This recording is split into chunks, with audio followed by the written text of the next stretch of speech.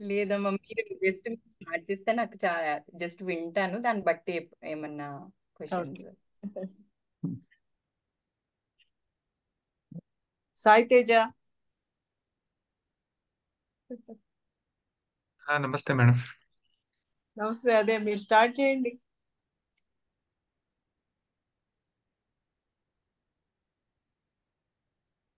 Okay. నమస్తే sir. నమస్తే. నమస్తే ఎవ్రీవన్. సాయి తేజ గారు నమస్తే.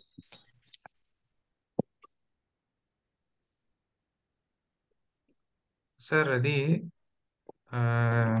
గత 2 వీక్స్‌గా ఈ సమాలోచన జరుగుతుంది గదా! నేను యొక్క వేరియస్ ఆహ్, వివిధ రకాలైన గుణాల గురించి. ఈరోజు నేను యొక్క కంపారిజన్ అనే గుణం గురించి తెలుసుకోవాలని అనుకుంటున్నాను సార్. కంపారిజన్. కంపారిజన్. ఓహో! అసలు సో, స్టార్ట్ చేయడానికి ముందర కంపారిజన్ గురించి నాకున్న కొన్ని ఆహ్, అవగాహన కావచ్చు, లేకపోతే అనుభవం కావచ్చు, షేర్ చేసుకుంటాను. తప్పకుండా ఆ చేయండి. తర్వాత ప్రశ్న మొదలవుతుంది సార్. జనరల్‌గా హ్యూమన్స్ చూస్తే ఎవరైనా కంపారిజన్ బిగిన్స్ విత్ కంపారిజన్ అని నాకనిపిస్తుంది సార్. నేను మా పక్కింటి వాళ్ళతో కంపేర్ చేసుకుంటాను. హ్మ్. లేకపోతే నేను స్కూల్‌కెళ్తే తోటి ఫ్రెండ్స్‌తో కంపేర్ చేసుకుంటాను. హ్మ్. తర్వాత ఇంకొకరితో కంపేర్ చేసుకుంటాను. అలా కంపేర్ చేసుకుంటూ ఉంటాను. హ్మ్. కంపేర్ చేసుకుంటూ నేను వాళ్ళకన్నా ఎక్కువున్నానా? లేకపోతే తక్కువున్నానా? హ్మ్. సో, ఒక ఒక ఎన్విరాన్మెంట్‌లో ఉన్నాను. ఒక స్కూల్‌లో ఉన్నాను. హ్మ్. స్కూల్‌లో మెట్రిక్స్ అనేవుంటాయి. సో, ఒక విద్యార్థి యొక్క హ్మ్. ఆహ్, ప్రతిభను కొలవడానికి కొన్ని మెట్రిక్స్, మార్క్స్, టెస్ట్స్ హ్మ్. ఇవి కండక్ట్ చేస్తారు. హ్మ్. గ్రేడ్ ఇస్తారు.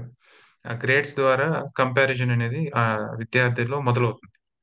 హ్మ్. నాకెక్కువొచ్చాయి, నీకు తక్కువొచ్చాయి. లేకపోతే నీకెక్కువొచ్చాయి, నాకు తక్కువొచ్చాయి. హ్మ్. వేరే వాళ్ళకెక్కువొచ్చాయి, మనకు తక్కువొచ్చాయి. అరే! మనకు తక్కువొచ్చిందే, మనం క్లవర్ స్టూడెంట్స్ కాదు. ఎక్కువొచ్చినోళ్ళు క్లవర్ స్టూడెంట్స్ అని. ఆ స్థాయిని పొందాలి మీరందరూ అని, ఆ మెట్రిక్స్ ఉండాలి అని స్కూల్‌లో చాలా ఘంటాపథంగా చెప్తారు. హ్మ్. మెట్రిక్స్ అనేది అవసరం. మెట్రిక్స్ అనేది లేకపోతే మీరెలా గ్రో అవుతారు? ఏ హ్మ్. విధంగా ముందుకెళ్తారు? అని చెప్తారు. అదే విధంగా సమాజం కూడా చాలా మెట్రిక్స్‌ని తీసుకొస్తుంది. ఒక పర్సన్ ఓకే. అన్నాక, ఒక స్త్రీ, ఒక పురుషుడు అవి డివైడ్ చేసి పురుషుడైతే హ్మ్. ఇది చేయాలి. ఈ వయసులో ఇలా ఉండాలి. దీనికన్నా ఇంత సంపాదించాలి, పెళ్లి చేసుకోవాలి, పిల్లని కనాలి. ఆహ్, ఈ అలా మెట్రిక్స్ తీసుకొస్తుంది. ఆ మెట్రిక్స్‌తో ఆపరేట్ అవుతూ మళ్ళీ మనం ఇంకొకరితో కంపేర్ చేసుకుంటుంటాం. ఇంకొకరితో కంపేర్ చేసుకొని వాళ్ళకన్నా నేను ఎక్కువున్నానా? లేకపోతే తక్కువున్నానా? ఎక్కువుంటే ఆహ్, అదొక రకమైన గర్వంగా ఫీల్ అవ్వడం. హ్మ్. నాకెక్కువుంది. అంటే ఏదైనా నాలెడ్జ్ కావచ్చు, డబ్బు కావచ్చు, కీర్తి కావచ్చు, గౌరవం కావచ్చు, వివిధ రకాలైన ఇది కావచ్చు. ఈవెన్ శారీరక దృఢత్వం కావచ్చు, శరీరంతో ఐడెంటిఫికేషన్ కావచ్చు. సో, హ్యూమన్ ఆహ్, సో, సపోజ్ ఇప్పుడు మన అవేర్‌నెస్ నుంచి కొంచెం పక్కకొస్తే వెంటనే ఈ కంపారిజన్ అనేది స్టార్ట్ అయిపోతుంది. ఈ కంపారిజన్ ఎందుకు, అసలు ఎందుకు ఉంది? ఇది నేను యొక్క ఒక గుణమా? ఈ కంపారిజన్ లేకపోతే జనరల్‌గా చెప్పేది గ్రోత్ అనేది ఉండదు. నువ్వు నీ ఇప్పుడు ఒక ఉద్యోగం ఉన్నారు. నీ టాప్ మోస్ట్ ఎవరు పెర్ఫార్మ్ చేస్తున్నారో వాళ్ళతో కంపేర్ చేసుకో. వాళ్ళని బీట్ చేయాలని చూడు. ఓకే. లేకపోతే నీ స్కూల్‌లో ఈ విధంగా, లేకపోతే ర్యాంకుల పరంగా, లేకపోతే ఇంకొక పదవి పరంగా, ఆస్తుల పరంగా. సో, ఎవ్రీవేర్ కంపారిజన్ అనేది ఉంది. కంపారిజన్ ఎంటర్ అయితే ఇంకా మనిషి, నేనే కంపారిజన్‌లో ఉంటే ఆహ్, ఆ మనశ్శాంతి అనేది కోల్పోవడం అనేది జరుగుతుందని గమనించాను. ఇట్స్ ఆల్‌వేస్ ఇంకా కంపేర్ చేస్తూనే ఉంటుంది. ఎలాగైనా దాన్ని బీట్ చేయాలి. ఆ టార్గెట్ని, పెట్టుకున్న టార్గెట్ని.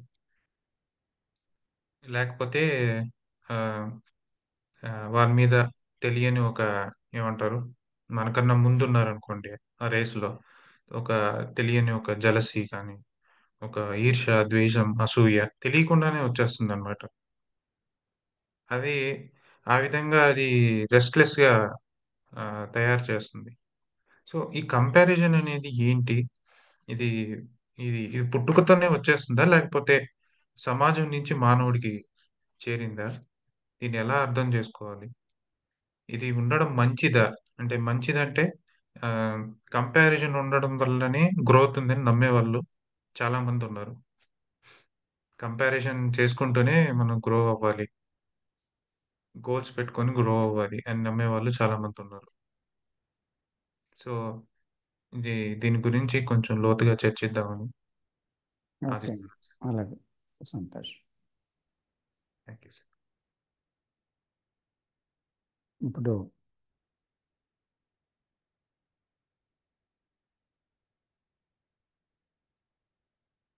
కంపారిజన్ అనేది కూడా ఒక మానసికమైన ఒక కండిషనింగ్. అది జీవితంలో దృఢపడుతూ వస్తుందన్నమాట దినదినం. దాని ప్రభావం అంటే సమాజం నుంచి, మీరు అన్నట్టుగా స్కూల్ నుంచి బిగినింగ్లోని, తర్వాత పిల్లలు, తల్లిదండ్రులకి జన్మించిన పిల్లలు నీ అక్క కంట నువ్వు తెలివైన దానివి అంటూ చెల్లిని పొగిడినప్పుడు అక్కకి అసూయ బిగిన్ అవుతుంది చెల్లి మీద. ఒక పోటీతత్వం ప్రారంభమవుతుంది. అంటే మొదట ఇంట్లోనే అది ప్రారంభమవుతుంది, స్కూల్ కంటే ముందు. అక్కడి నుంచి ఆ స్కూల్లో ప్రారంభమవుతుంది. అక్కడి నుంచి అక్కడ సమాజం, చుట్టూ ఉండేటువంటి సమాజం నుంచి ఇంకా బలపడుతూ వస్తుంది. తర్వాత అది పోటీతత్వం కింద వస్తుంది. గ్రోత్ కోసం ఇది అవసరము, ఈ కంపారిజన్ నుంచే మనం గ్రో అవ్వచ్చు అనే ఒక అభిప్రాయం స్థిరపడుతూ స్థిరపడుతూ స్థిరపడుతూ వస్తుంది. అందువల్ల దీంట్లో ఏమవుతుంది, మీరు చెప్పినట్టు అసూయ, ద్వేషాలు అనేవి కంపల్సరీగా దాంట్లో నుంచి వస్తాయి. అంటే కంపారిజన్ అంటే అక్కడ there is an ambition. Ambition అనేది తప్పకుండా కంపారిజన్లో ఉంటుంది. And there is a duality. అంటే అక్కడ నేను వేరు, మీరు వేరు అనేటువంటి ఒక విభజన ఉంది. అక్కడ విభజన లేకుండా కంపారిజన్ కానీ మరేది కానీ ఉండదు. అసూయ కానీ, ద్వేషం కానీ, లేకపోతే ఒక మెజర్మెంట్ కానీ, కొలత, అన్ని విధాలుగా, ఆర్థికంగా, సామాజికంగా, తర్వాత విద్యాపరంగా, అధికారపరంగా అంతా అన్నమాట. సో ఇక్కడ మనం కంపారిజన్లోని తర్వాత దీని నుంచి, అన్నిటి నుంచి ప్రారంభమైపోయింది ఆల్రెడీ. అంటే పుట్టగానే ఆ సమయంలో ఏది ఉండకపోవచ్చు. తర్వాత కొంచెం ఊహ వస్తుండగా ఈ కంపారిజన్ అనేది స్టార్ట్ అవుతుందన్నమాట. ఫ్యామిలీలోనే, చిన్న పిల్లలలోనే కంపారిజన్ స్టార్ట్ అవుతుంది. ఈ ఆటపాటల్లోని కూడా కంపారిజన్ స్టార్ట్ అవుతుంది. స్నేహితుల నుంచి వస్తుంది, స్కూల్లో వస్తుంది, తల్లిదండ్రుల నుంచి వస్తుంది, స్వయంగా కుటుంబ సభ్యుల నుంచి వస్తుంది. సో ఇలాంటి కంపారిజన్ వల్ల నిజంగా గ్రోత్ ఉందా అనేదే ప్రధానమైన ప్రశ్న. ఎందుకంటే చాలామంది కంపేర్ చేసుకోవడం వల్లనే గ్రోత్లోకి వెళ్తున్నాం అనేటువంటి ఒక అభిప్రాయం సమాజంలో, మానవ మేధస్సులో, మనస్సులో గాఢంగా స్థిరపడిందన్నమాట. అంటే కంపారిజన్ లేకుండా గ్రోత్ సాధ్యం కాదా అనేది. ఎక్కడైతే కంపారిజన్ ఉందో అక్కడ కాన్ఫ్లిక్ట్ ఉంది, సంఘర్షణ కూడా ఉంది. ఈ సంఘర్షణ నుంచి వచ్చిన గ్రోత్ అది వైషమ్యాలకి సంఘంలో ఒక పృథగ్భావత, వేరువేరనేటువంటి భావంతో రకరకాల ఒక ఇది ద్వేషము, అసూయ, భయము, దాంట్లోంచి భయం కూడా పుట్టుకొస్తుంది. దాంట్లోంచి ఫుల్ఫిల్మెంట్, అంటే నేను ఇలా ఉన్నాను అది ఫుల్ఫిల్ అవ్వాలని ఒక కోరిక అన్నమాట. ఆ తర్వాత గ్రాటిఫికేషన్, ఆ తర్వాత ఏమవుతుంది, గ్రాటిఫికేషన్ పూర్తిగా అవ్వకపోతే ఆ తర్వాత ఒక రకమైన న్యూనతాభావం, తర్వాత ఒక డిప్రెషన్, ఒక రకంగా ఫెయిల్యూర్ గురించి ఒక గిల్ట్ ఫీలింగ్, ఎన్నో వస్తాయన్నమాట దీని నుంచి. సో ఈ కంపారిజన్ అనేది నిజంగా చూస్తే అది మౌలికంగా నేను యొక్క ఒక ఎక్స్టెన్షన్ అంటే రూపాలలో ఒక రూపం అన్నమాట. అంచేత నేను అనేది ఎక్కడైతే ఉందో నేను కానిది ఉంది. చేత నేను అనే భావము మనకి ఏర్పడినప్పుడు నేను ఇలా ఉన్నాను, వారు అలా ఉన్నారు అనేటువంటి ఒక ముద్రణ ఎప్పుడైతే జరిగిందో, ఈ ముద్రణ, గతము, అనుభవాలు ఇదంతా కలిపి ఆ నేను యొక్క ఉనికి. సో ఇక్కడి నుంచి ప్రారంభమవుతుంది నేను యొక్క స్వార్థపూరిత చర్యలు అన్నీ ఆ కేంద్రం నుంచే బిగిన్ అవుతాయి, ద సెల్ఫ్ సెంటర్డ్ యాక్టివిటీ. ఆ కేంద్రం నుంచి బయలుదేరిన విషయాల్లో ముఖ్యంగా ఈ కంపారిజన్ అనేది చాలా చాలా ప్రధానమైనది అన్నమాట. దీంట్లో కాన్ఫ్లిక్ట్ అనేది జీవితంలో ఉండటం వల్ల ఆ కాన్ఫ్లిక్ట్లో మనిషి తన శక్తిని కోల్పోతూ ఉంటాడు. తర్వాత తనకి ఒక ఏంటంటే ఒక సృజనాత్మక శక్తి, లేదా అంటే ఒక ప్రశాంతత, లేదా అంటే ఒక నిశ్శబ్దము, దాని నుంచి ఆలోచించగలగడం, ఇలాంటివన్నీ ఆ గుణాలు ఏవి ఉండవన్నమాట. అంటే ఎంతసేపు ఒక ఆరాటం, ఒక పోరాటంతో కూడుకున్న జీవితం అయిపోతుంది. సో కాబట్టి ఇక్కడ మనం ఏం చూడాలి అని అంటే జీవితాన్ని మనం చూస్తున్నప్పుడు ఒక ప్రశాంతత లేని జీవితంగా ఇది కనిపిస్తుంది అన్నమాట. అక్కడ ఏ రకంగా కూడా గందరగోళమే ఉంది. సో ఈ గందరగోళంలో చేసిన నిర్ణయాలు ఇవన్నీ కూడా ఏం చేస్తాయి, ఎన్నో మన చేత కొన్ని అనర్థాలు తెచ్చిపెడతాయి. అంటే కుటుంబంలో వరపొచ్చాలు, అంటే ఒక రకంగా వైషమ్యాలు, బాంధవ్యాలలో సరిగ్గా లేకపోవడం, తర్వాత ఎన్నో గందరగోళాలు సంభవిస్తాయన్నమాట జీవితంలో. సో అందుకని ఎదగడం అనే మాట, కంపారిజన్తో ఎదగడం వల్ల ప్రతిమ అనర్థాలు ఏంటి అనే విషయం ఒకరు గమనించాలన్నమాట. ప్రతిమ అంటే ఒక పోటీతత్వంతో ఎదగడం వల్ల జీవితం అంటే ఒక కంపారిజన్ కాదు, the relationship. So what is happening in our relationship? So are we peaceful? నిజంగా శాంతి ఉందా అక్కడ? చాలా లోతుగా చూస్తే నిజంగా కంపారిజన్తో ఉన్న మనుషులు ఎప్పుడైనా శాంతిగా ఉన్నారా? నాకంటే వాడు గొప్పవాడైపోయాడు, నాకంటే వీడు చాలా గొప్ప ఉద్యోగం సంపాదించాడు, నాకన్నా గొప్ప పదవి సంపాదించాడు, ఇలాగ కంపేర్ చేస్తూ ఏమైనా రెస్ట్ఫుల్గా ఉందా mind? So it is all ambition. దాంట్లో అసూయ, ద్వేషంతో కూడుకున్న ఆ యాంబిషన్తో ఉండి జీవితం ఒక విషతుల్యం అవుతుంది అన్నమాట. It is just like a poisonous thing. So అందులో బ్రతకడం నిజంగా నరకం. అయితే ప్రపంచం అంతా ఎటు పరిగెత్తుందంటే డెవలప్మెంట్, ఎక్స్టెన్షన్, వీటి గురించి బయలుదేరుతుంది. సో ఆ డెవలప్మెంట్ పేరుతో ఏం చేస్తుంది ఈరోజు? యుద్ధాలు, ఇంకేవేవో రకరకాల ఉన్మాద ఆ, స్థితులు అన్నీ కూడా కలుగుతున్నాయి అన్నమాట. కాబట్టి ఇక్కడ కావాల్సింది ఏంటి అంటే అనుకంప, దయ, ప్రేమ ఇవి లోపించే. ఎక్కడ కంపారిజన్ ఉందో అక్కడ ప్రేమ లేదు, ఎక్కడ కంపారిజన్ ఉందో అక్కడ అనుకంప, దయ ఇవేవీ లేవు. సో కాబట్టి ఆ కరుణ కూడా లేదు, రైట్ రిలేషన్షిప్ లేదు. సో అందుకని కంపారిజన్ వల్ల ఉన్న అనర్థాలు చాలా ఉన్నాయి. పోనీ ఆ కంపారిజన్లో మెట్లెక్కాడు అని అంటే అది స్థిరంగా ఉంటుందని నమ్మకం ఏంటి? మళ్ళీ అది పడిపోవచ్చు.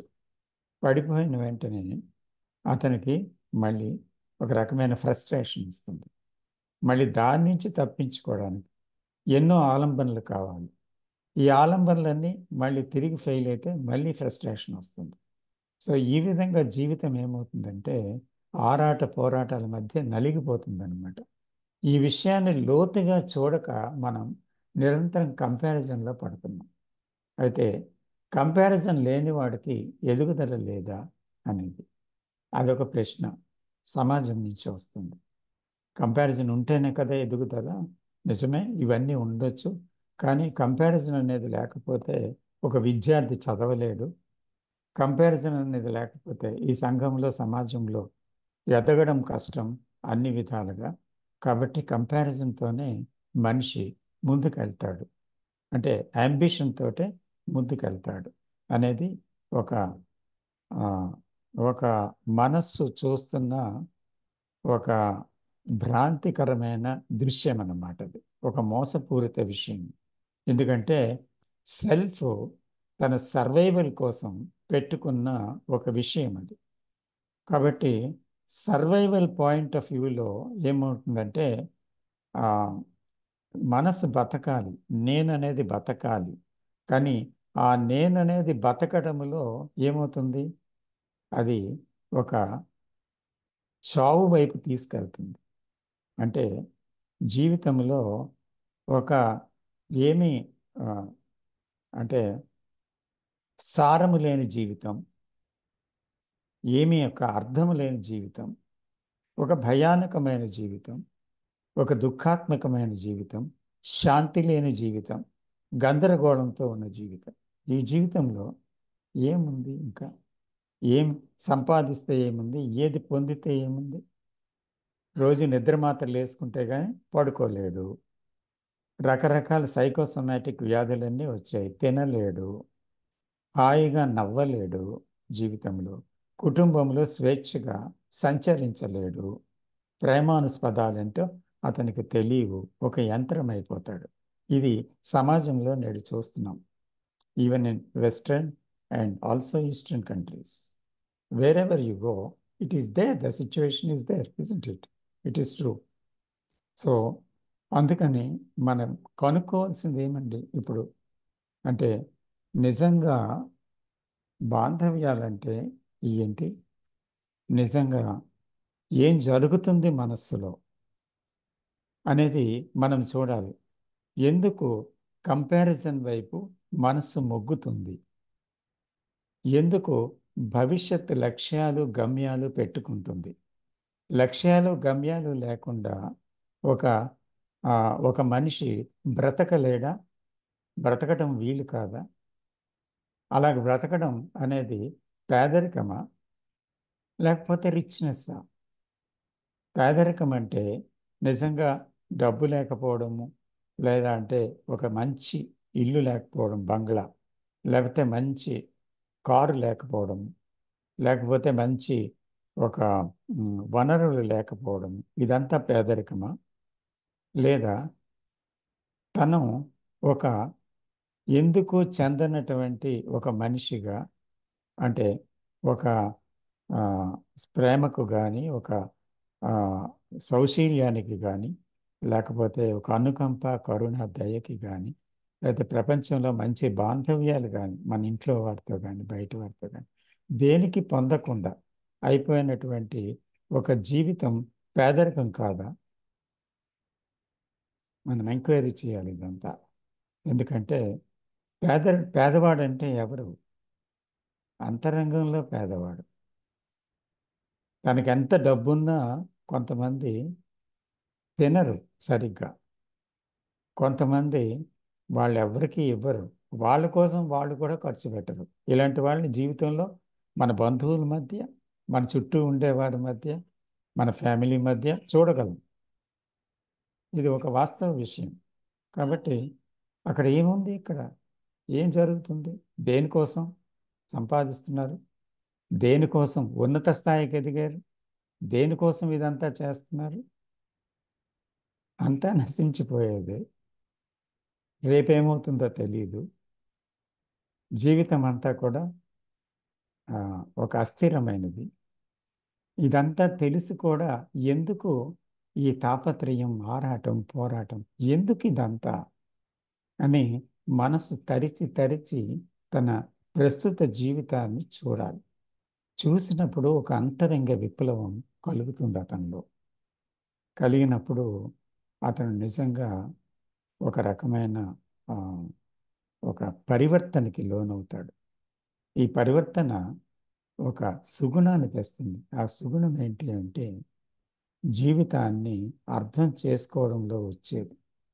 అంచేత జీవితాన్ని ఎప్పటికప్పుడు జీవితం మన ముందు ఏదో ఒక విషయాన్ని ప్రవేశపెడుతుంది. జీవితం అనేది ఎప్పుడూ కొత్తదే. అంచేత మనల్ని మనం అర్థం చేసుకోవడం అంటే జీవితాన్ని అర్థం చేసుకోవడం. జీవితాన్ని అర్థం చేసుకోవడం అంటే మనల్ని మనం అర్థం చేసుకోవడం. ఇది క్లియర్గా అర్థం అవుతుంది కదా. కాబట్టి అలాగ అవగాహన అవుతున్నప్పుడు ఏమవుతుంది, ఒక సుగుణం వస్తుంది. ఆ సుగుణం ఏంటి, ఏది వస్తుందో, ఏది ఉందో దానిని దర్శించడం, దానితో జీవించటం. దాన్ని కాదండి తొక్కి పారేయటం కాదు, దాంతో యుద్ధం చేయటం కాదు, దాని నుంచి మారిపోవాలని కాదు, దాన్ని తప్పించుకు తిరగాలని కాదు. అదేది చేయదు ఆ మనస్సు. కేవలం ఉన్నది ఏంటో దాన్ని దర్శిస్తుంది. దర్శించటం వల్ల ఏమవుతుంది, అవగాహన అవుతుంది. ఒక అవగాహన రావటం వల్ల ఏమవుతుందంటే మనసు నిశ్చలమవుతుంది. నిశ్చలమయ్యి నిశ్శబ్దమైతే అతను ఎందుకు పనికిరాని వాడుగా అయిపోతాడని కాదు. ఎందుకంటే అక్కడ ఒక తెలివితో కూడినటువంటి ఒక ప్రేమ అక్కడ ఉత్పన్నమవుతుంది. ఆ ప్రేమ ఏం చేస్తుందంటే సహజంగా అది ఒక ఎనర్జీ. ఎందుకంటే because all conflict has ended in his life. జీవితంలో ఈ సంఘర్షణ అంతా పోయింది. Because there is no comparison, there is no division, so there is no effort, there is no frustration, there is no desire. అందుకని ఏమైంది, అక్కడ ఒక రకమైన శాంతి నెలకొంది. ఆ శాంతిలో ఎనర్జీ వేస్ట్ అవటం లేదు. It is full of vigour and energy. So that innocent mind has no goal, but everything happens in his life. అంటే అతని జీవితంలో ఏం కావాలో, ఏం జరగాలో అది జరుగుతూ వచ్చి ప్రతిదీ అతని ఒళ్ళో వచ్చి పడుతుంది. ప్రయత్నరహితంగా అతని ఒళ్ళో వచ్చి పడుతుంది. ఎందుకంటే అతను తన ప్రయత్నం వల్ల ఇదంతా కాదు అని తెలుసుకున్నాడు కనుక, ఆ ప్రేమగా ఉన్నాడు కనుక ఆ ప్రేమ తత్వమే అతన్ని నడిపిస్తుంది.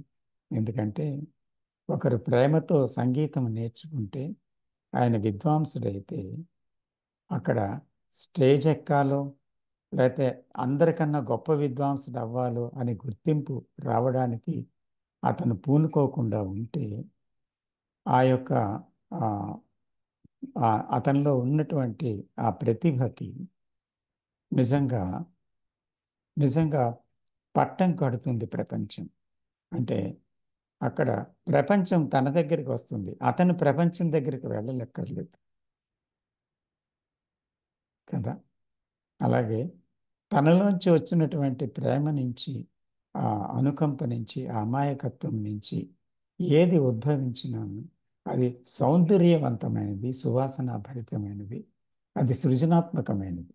కాబట్టి అది ప్రతి ఒక్క విషయాన్ని, తర్వాత ప్రకృతిలో ఉండేటువంటి ప్రతి విషయాన్ని అది అనుభవించగలదు. ప్రతిదీ అతను చాలా ఆ, ఆ జీవతత్వాన్ని గ్రహించగలడు అందులో. కాబట్టి ఆ జీవమే, ఆ జీవంతో అతను ఉన్నాడు కనుక, దాన్ని ప్రతిఘటించటం లేదు కనుక, అతను అందులో మమేకమయ్యాడు కనుక ఆ జీవమే అతన్ని చూసుకుంటుందన్నమాట. తినడానికి తిండి, కట్టుకోవడానికి బట్ట, ఉండడానికి ఇల్లు. ఎంతకన్నా మనిషికి ఏం కావాలి అసలు? సో అయితే ఇంకా ఇంకా ఏవైనా కావాలంటే, అంటే అవసరాలు ఏవైనా ఉంటే అది ప్రసాదింపబడుతుంది అంతే. అంతేగాని ఇతని ప్రయత్నం, ఇతని యొక్క లక్ష్యం, ఇతని ఆరాటం పోరాటాలతో దుఃఖాన్ని తెచ్చుకోవాల్సిన అవసరం లేదు.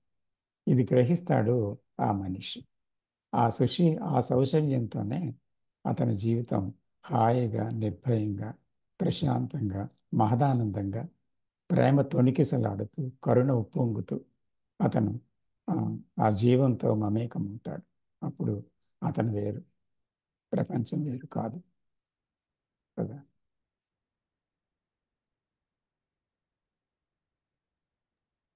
చాలా థ్యాంక్స్ సార్. సో ఇది ఎప్పుడు జరుగుతుందంటే మనిషి ఆ, అవగాహన తెచ్చుకున్నప్పుడు మటుకే అవగాహనతో సంఘర్షణని అంతం చేసుకున్నప్పుడు మాత్రమే ఇది జరుగుతుంది. Because he ah has to సంఘర్షణ క్వశ్చన్ ఆల్ దిస్ అండి. He has to question all this. That is revolution. అతను సంఘానికి ప్రమాదకారి. కరెక్ట్ బికాస్ ఆయన దాంతో వెళ్ళట్లేదు కనుక. వెళ్ళట్లేదా?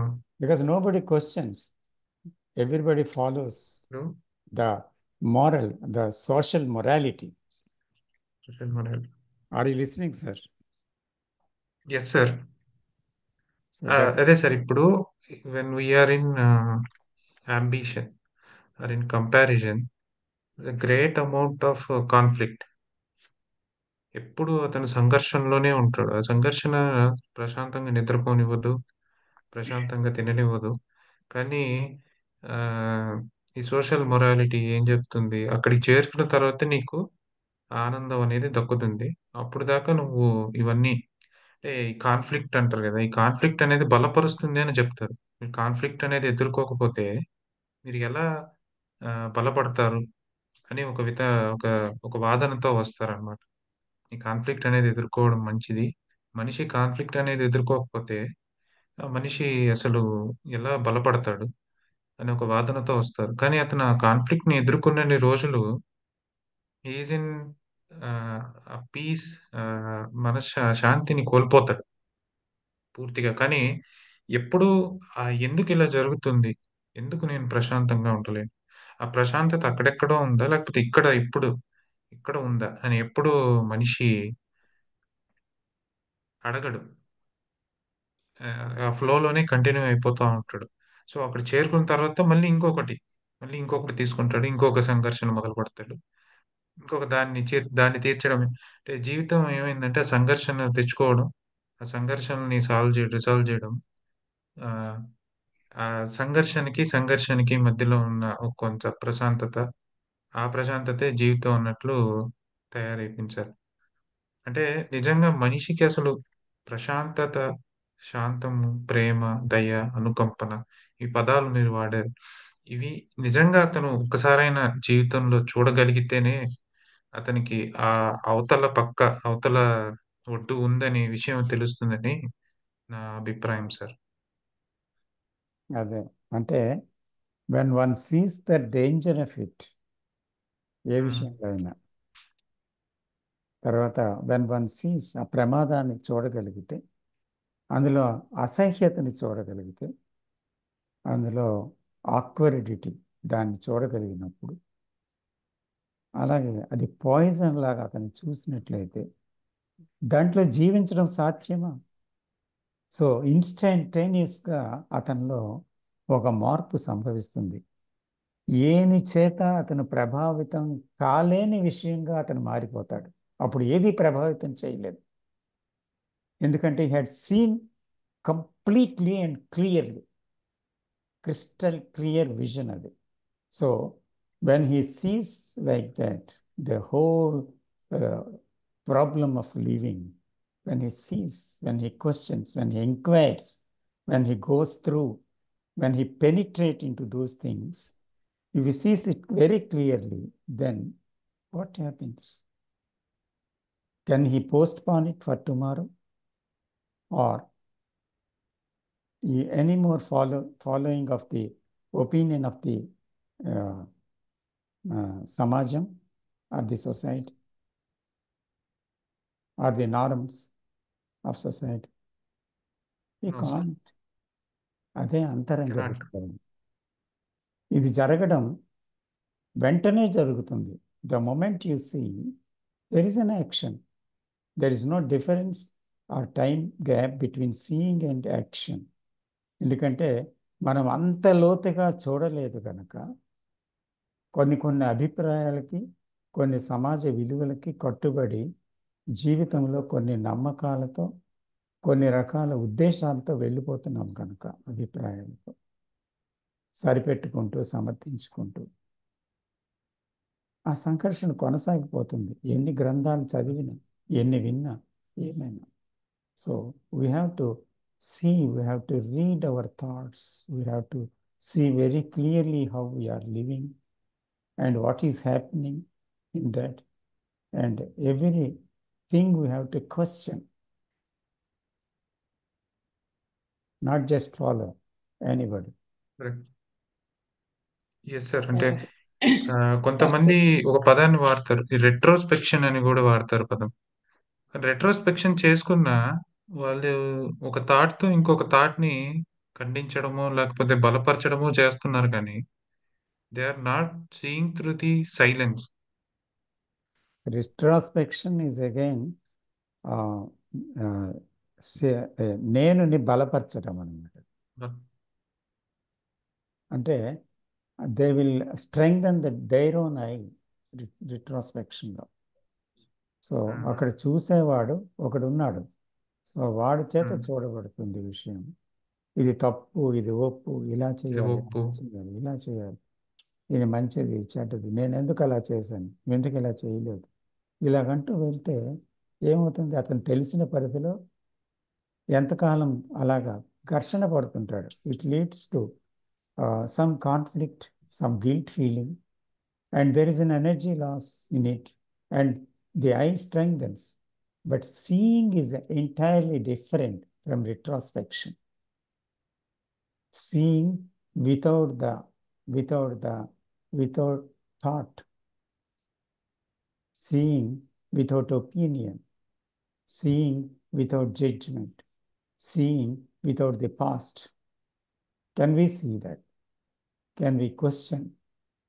Not to get an answer, but staying with the question. Then perhaps we may realize what is true. Sir, thank you sir. Thank you very much sir. నేను కొంచెం 2 points చెప్దాం అనుకుంటున్నాను సార్. చెప్పండి sir. దక్షిణం అందరికీ మరోసారి నమస్కారం. ఈ టాపిక్ మీద కంపారిజన్ అంటే ఇంకొక మీనింగ్ ఏంటంటే మెజర్మెంట్. ఇందాక రామకృష్ణ గారు కూడా చెప్పారు, కొలత, తెలుగులో కొలత అంటారు. మెజర్మెంట్ అనేది మన వైజ్ఞానిక రంగంలో, ఫిజికల్ రంగంలో చాలా పాత్ర పోషించింది. మెజర్మెంట్ వల్లనే science, technology development in the physical world అద్భుతంగా అయినాయి, చాలా ముందుకెళ్ళిపోయింది. థాట్ హ్యాస్ హెల్ప్డ్, మానవాళికి ఎంతో హెల్ప్ చేసింది by development of various systems of communication, travel, medical science. All these things have happened based on measurement and based on thought, of which we are clear. ఈ measurement అనేది ఇంకొక meaning ఏంటంటే, measurement లేకపోవడం అనేది it is a matter of meditation. Not having measurement is a state of meditation. అంటే ఏంటి? Measurement లేకుండా if I'm able to deal with things, I don't compare myself with anybody, then I am what I am. That means I am in a state of what is. I am living always with what is and observing what is. So that is a state of meditation, as we have discussed in our previous meetings. So Krishnamurthy గారు కూడా ఈ కంపారిజన్కి చాలా importance ఇచ్చారు. Already మనం మాట్లాడుకున్నాం, స్కూల్లో కానీ సొసైటీలో కానీ తల్లిదండ్రుల నుంచి కానీ కంపారిజన్ ఎంకరేజ్ చేస్తారు. ఎంకరేజ్ చేసి దాంతో ఏమవుతుందంటే మనకి ambition is a poison. So మనం మన పిల్లల్ని విత్ కంపారిజన్ విత్ యాంబిషన్ వాళ్ళని పెద్దవాళ్ళని చేస్తున్నాం. దాని నుంచే ఈ ప్రాబ్లమ్స్ అన్ని వస్తున్నాయి. ఇదంతా ఎందుకు జరిగిందంటే థాట్ అనేది మానసిక రంగంలోకి చేరి అక్కడ డివిజన్ మొదలుపెట్టి కంపారిజన్ మొదలుపెట్టి అన్ని విధాల ప్రాబ్లమ్స్ని క్రియేట్ చేస్తుంది. కృష్ణమూర్తి గారు జలసి గురించి మాట్లాడుతూ ఒక చోట ఏమంటారంటే, if you see the seeds of jealousy throw them away అంటారు. ఇంకొక టాక్లో ఏమన్నారంటే, if jealousy is there in you, don't interfere with jealousy, just observe the jealousy in a state of attention and let the jealousy flower and wither away. So these two things కొంచెం కాంట్రడిక్టరీగా ఉంటాయి, కానీ కొంచెం డీప్గా ఇది ఆలోచిస్తే what is the seed of jealousy? Seed of jealousy is nothing but comparison. So if you find yourself comparing with X, Y, Z, you stop that comparison. Then you are what you are. Likewise, if jealousy has taken roots in you, then you don't interfere with jealousy and try to suppress it, try to condemn it, or try to run away from it. You just look at that jealousy in a state of attention. Then you are not interfering with jealousy, and that jealousy is free to flower and wither away. So in both the ways, he is telling the same thing, but there is a subtle difference in what he was telling. That is another thing we should keep in mind. And ఈ measurement అనేది కనుక మానసిక రంగంలో లేకపోతే you are what you are. There is no question of going from what is to what should be. When you compare, you are what is, and with what you are comparing is what should be, and so therefore this movement is there. It is nothing but a movement of thought, and it is nothing but psychological time, and it is nothing but a creation of ambition and so many other issues, which create ultimately violence also is created. So this is one of the major psychological disorders in the consciousness of man. Manishi Chaitanyalo ఉన్న disorder, along with other disorders like fear, like dvesham, like sangharshana and badha, all these things.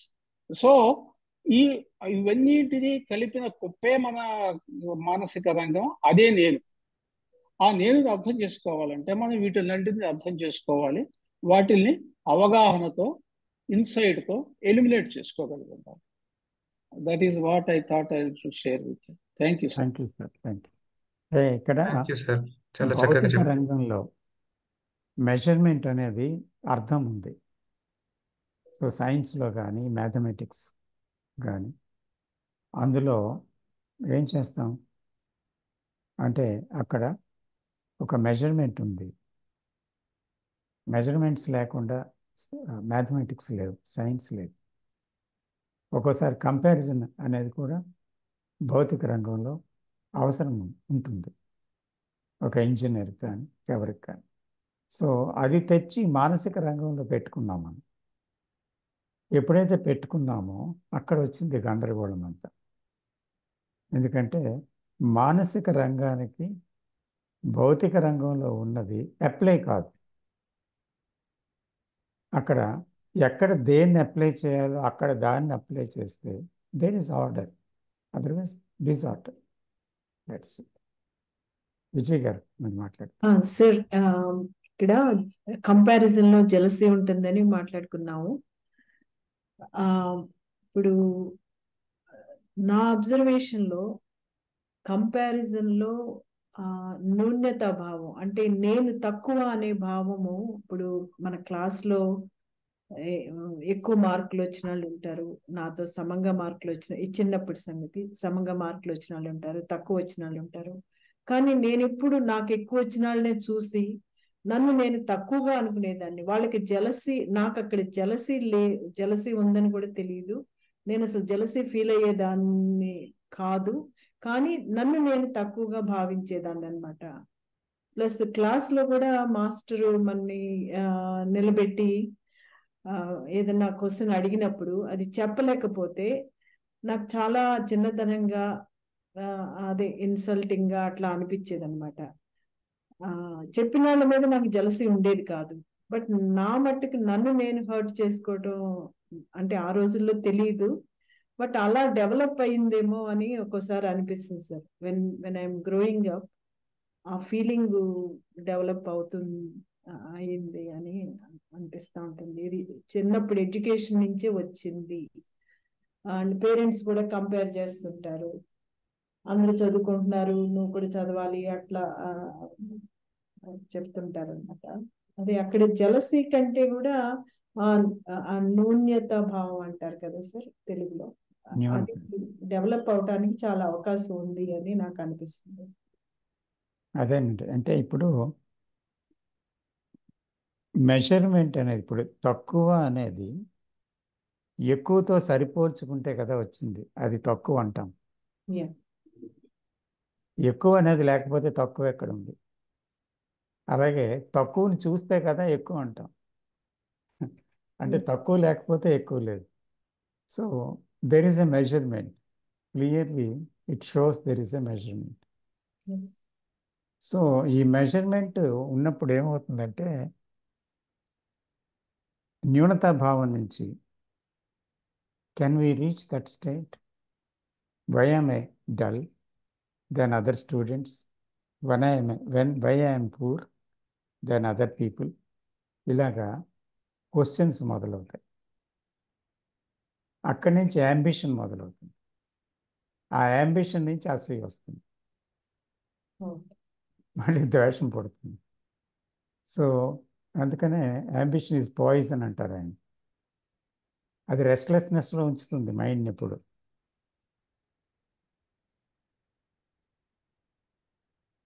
So ఈ న్యూన్యతా భావం నుంచి బయటకు వచ్చినప్పుడు జలసీలో stuck అవుతాడు అనమాట మనిషి.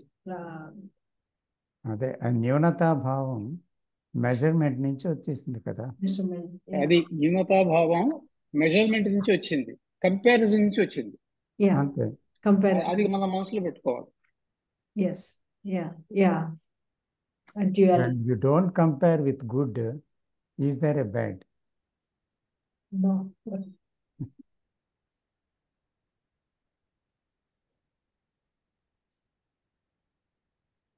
దానికి రూట్ ఈ కంపారిజన్ స్కూల్ నుంచి వచ్చిన root started at the school.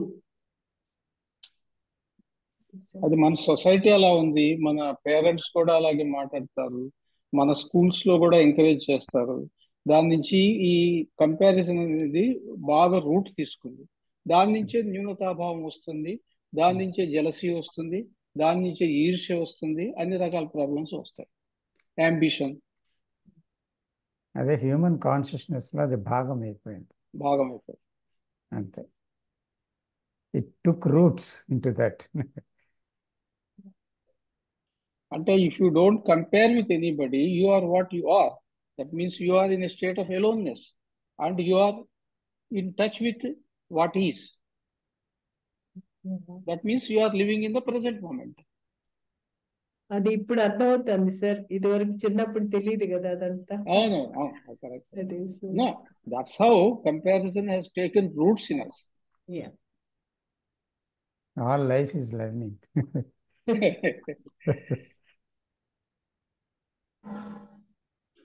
అంతే సార్. నాకే మీనా కుమార్ గారు మాట్లాడుతున్నారు. సార్ నమస్తే సార్, అందరికి నమస్తే. నమస్తే సార్.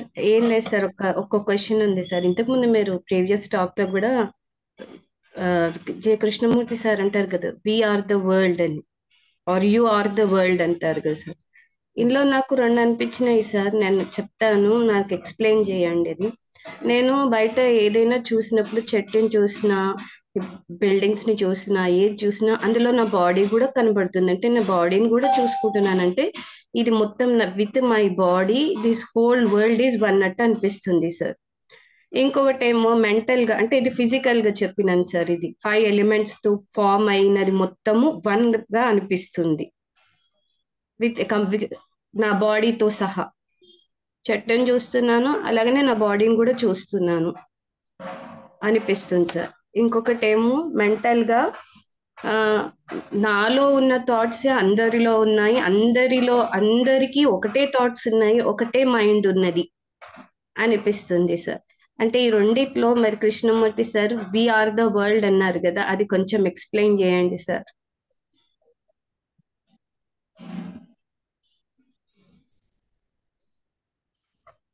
మనము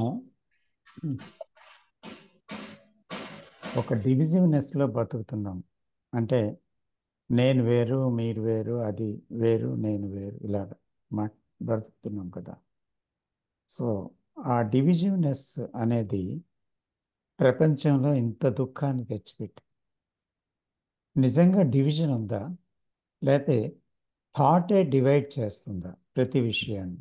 ఇది మనం చూడాలి.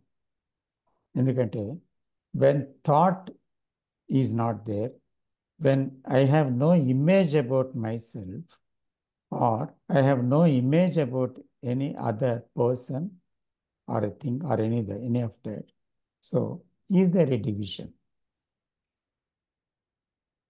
అంటే ఒక అభిప్రాయం, ఒక అనుభవం, ఒక జ్ఞాపకం, ఒక ఆలోచన, ఇవి మనిషిలో పోగు చేసుకున్న జ్ఞానం ఏదైతే ఉందో ఆ గతం, ఇదే డివిజన్కి కారణమా చూస్తున్నాం మనలో. కాబట్టి ఆలోచనే డివిజన్కి కారణమా? ఆలోచన ఆగినప్పుడు, అభిప్రాయాలు ఆగినప్పుడు, తర్వాత గతం ఆగినప్పుడు, 1000 అనుభవాలు, 1,00,000 అనుభవాలు ఉన్నా ఆ అనుభవాలు ప్రస్తుతం ఏందో దానిలోనికి రానప్పుడు, ఆ ప్రస్తుతం ఖాళీగా ఉన్నప్పుడు, అనుభవాలు ఎన్నో జరిగి ఉండొచ్చు, కానీ ఈ క్షణం, ఈ లిప్త కాలంలో ఏదీ లేదు. ఆ క్షణంలో డివిజన్ ఉందా? అంటే నా జ్ఞాపకాలే, నా అనుభవాలే, నా జ్ఞానమే, నా అభిప్రాయాలే, నా గురించి నాకున్న అభిప్రాయాలు ఇతరుల గురించి ఉండేవి అవే కదా నన్ను ప్రపంచాన్ని నుంచి వేరు చేస్తున్నవి. సో మెడిటేషన్ అనేది మనం చాలా రోజులు చర్చించుకున్నాం కూడా జ్ఞాని జ్యోతిలో. సో అభిప్రాయరహితమైన మనస్సు, నిర్ణయాలు లేని మనస్సు, గత జ్ఞానం లేని మనస్సు, అమాయకమైన మనస్సు. అంటే ఆ జ్ఞానము నుంచి విడుదల పొందిన మనస్సే అమాయకతమైన మనస్సు, అభిప్రాయరహితమైన మనస్సు. ఈ మనస్సు దేన్ని చూసినా తాను చూస్తున్నానని చూడటం లేదు, చూస్తుంది అంతే. చూడటం జరుగుతుంది. అంటే అక్కడేం there is a scene without the seer. అంటే చూసేవాడు ఎవరు? అభిప్రాయాలు, గతము, నిర్ణయాలు, ఊహలు, ఇలాగా తన ముద్రలు, ఇవన్నీ ఉన్నవాడు అనమాట, గతంతో ఉన్నవాడు. అక్కడ లేనప్పుడు ఏమైంది? చూసేవాడు అనేవాడు లేడు, ఆ నేను అనే ఆ గతము లేదు. అప్పుడు ఏముంది? కేవలం చూడటం ఉంది. So there is a scene without the seer. అలా చూసినప్పుడు ఏమవుతుంది? అక్కడ దెర్ ఇస్ నో వర్డ్, మాట లేదు. There is no thought. Thought is the word and word is thought. అక్కడ ఏమీ లేదు. సో రూపాలు ఉన్నాయి. చెట్టు ఉంది, కొండ ఉంది, ఆకాశం ఉంది, మేఘం ఉంది, అన్నీ ఉన్నాయి. అయితే ఆ రూపాలను బట్టి పేర్లు కూడా నిర్ధారణ అయిపోయాయి. ఇది చెట్టు, ఇది మేఘం, ఇది ఆకాశం, ఇది నీరు, ఇది నిప్పు. ఇలాగా ప్రతిదానికి ఒక పేరు ఉంది. ఆ పేరు వెనకాతల దానికి సంబంధించిన జ్ఞానం ఉంది, అనుభవము ఉంది. ఇది వేడిగా ఉంటుంది, అది చల్లగా ఉంటుంది, ఇలాగా ఇది అందంగా ఉంది, ఇది అందంగా లేదు, ఇలాగా ఏమున్నాయో అభిప్రాయాలు అవన్నీ ఉన్నాయి. కాబట్టి అక్కడ మాట లేదు, అంటే ఆలోచన లేదు, తర్వాత దాని అభివర్ణన లేదు, గతం లేదు, దాని గురించి ఏ రకమైన విషయము లేదు మనసులో. కానీ అక్కడ వస్తువు ఉంది, కొండ లేకుండా లేదు. కానీ కొండ అనే పేరెందుకు? చెట్టు లేకుండా లేదు, చెట్టు అనే పేరెందుకు? ఎందుకంటే చెట్టు అనే పేరు చెట్టు కాదు, కొండ అనే పేరు కొండ కాదు, మేఘం అనే పేరు మేఘము కాదు. అయితే ఆలోచన ఎప్పుడైతే దాన్ని గుర్తిస్తుందో అప్పుడు ఇది చెట్టు అంటుంది. ఆ చెట్టుతో తనకున్న అభిప్రాయాలు ఏంటో దాంట్లోకి వెళ్ళిపోతుంది, అనుభవాల్లోకి వెళ్ళిపోతుంది, గతంలోకి వెళ్ళిపోతుంది. అలాగే ఒక ఇల్లుని చూసినప్పుడు, ఒక చెట్టుని చూసినప్పుడు, ఒక మనిషిని చూసినప్పుడు, ప్రకృతిని చూసినప్పుడు, ఒక వస్తువుని చూసినప్పుడు వెంటనే ఆ మాటతో పాటు గతం కనెక్ట్ అయిపోతుంది.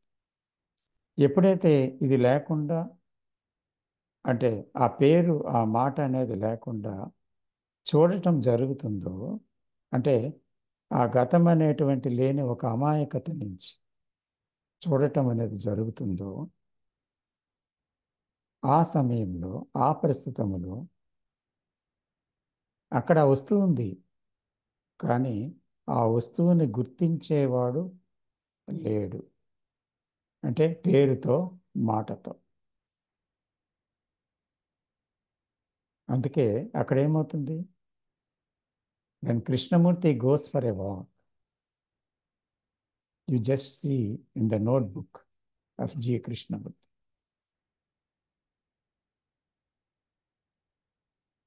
ఒక గట్టర్ని చూస్తారు, చీ అనలేదు ఆయన. ఒక వల్గర్ లాంగ్వేజ్ వింటారు విలేజెస్, దాని గురించి ఏమీ ఆయన వ్యాఖ్యానం చేయలేదు. ఒక నీలాకాశం చూస్తారు, ఒక నీటి మేఘాన్ని చూస్తారు, ఒక సూర్యాస్తమయ సమయంలో బంగారు వర్ణంతో మెరిసే మేఘాన్ని చూస్తారు,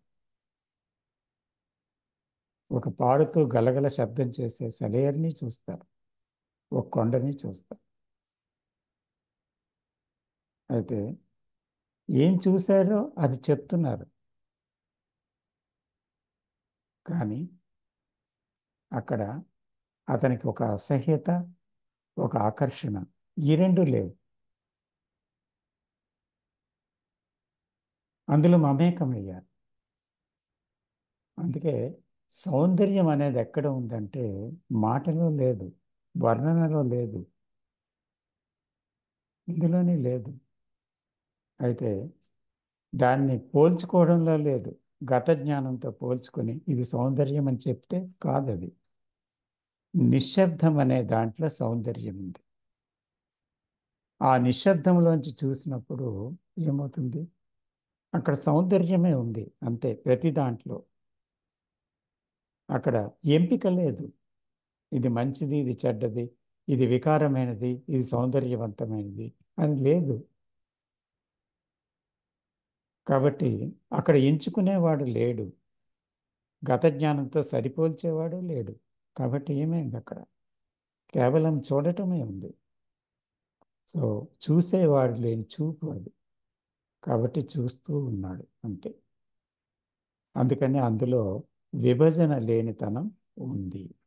అంటే నేను చూస్తున్నాను అని కానీ, ఫలానా దాన్ని చూస్తున్నానని కానీ, దాని పేరు ఇదని కానీ, గతంలో నాకు దాంతో ఉన్న అనుభవాలు ఇవని కానీ అక్కడ ఏదీ లేదన్నమాట. అయితే కొండ ఉంది కదా ప్రకృతిలో, చెట్టు ఉంది, నది ఉంది, కానీ ఉంది అంతే. సో ఏది ఉందో దాన్ని పేరు లేకుండా చూడటం జరుగుతుందన్నమాట. సో అప్పుడు ఏమైందంటే ఆ చూడటంలో నేను చూస్తున్నాను, ఆ చెట్టును చూస్తున్నానని లేదు. నేను చూస్తున్నాను అంటే ఆ చెట్టును చూస్తున్నానంటే నేను చూస్తున్నాననే కదా పేరు పెట్టి. ఆ కొండను చూస్తున్నాను అంటే నేను ఆ కొండను చూస్తున్నాననే కదా, అంటే నాకంటే కొండ వేరుగా ఉందని కదా. కాబట్టి అక్కడ చూస్తున్నాను అనే మాట లేదు, చూడటం అనే మాట మాత్రం ఉంది. ఆ చూడడం అనేటువంటి దాంట్లో ఏం జరుగుతుంది? విభజన ఆగిపోయింది. అందుకే విభజన లేని ఒక సృష్టి ఉందన్నమాట. ఆలోచనే విభజిస్తుంది. సో ఇది గ్రహించిన నాడు మనకి క్లియర్గా అంటే ఆ విభజన ఆగిపోతుంది అన్నమాట. అంచేత మనిషి పేరుతోనే కాకుండా ఇందాక మన సాయి తేజ గారు చెప్పిన ఆ విషయాల్లో కూడా నేను ఎలా పనిచేస్తుందో చూసాం. అలాగే మనిషి తనలో ఉన్నది ఏవైతే గుణాలు ఉన్నాయో ఇతరుల్లో ఉన్న గుణాలు కూడా అవే ఉన్నాయి కదా, వేరే కొత్తగా ఏం లేదు. సో హ్యూమన్ కాన్షియస్నెస్ అంతా కూడా ఒకటే కదా. అంచేత ఒక పక్క you are the world and the world is you అంటే ప్రపంచంలో మానవాళ్ళలో ఉన్న గుణాలు నీలోనే ఉన్నాయి, నీ గుణాలు వారిలోనే ఉన్నాయి. కాబట్టి ఏంటి భేదం? మనం ఎందుకు విమర్శిస్తున్నాం ఒకరిని?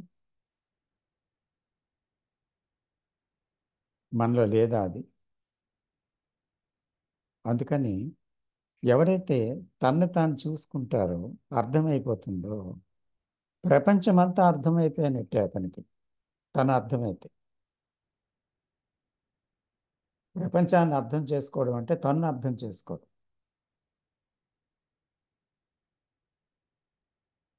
కాబట్టి దెర్ ఇస్ నో డివిజన్ అక్కడ కూడా. అలాగే ఇప్పుడు చెప్పిన చూడటంలో ఆలోచన రాహిత్యమైనప్పుడు అక్కడ చూడటమే ఉంది, అక్కడ సౌందర్యమే ఉంది, అదే సౌందర్యం. అయితే అది అందవికారతనానికి వ్యతిరేకమైన పదం కాదు ఈ సౌందర్యం. ఈ సౌందర్యానికి అందవికారతనం అంటే ఏంటో కూడా తెలియదు.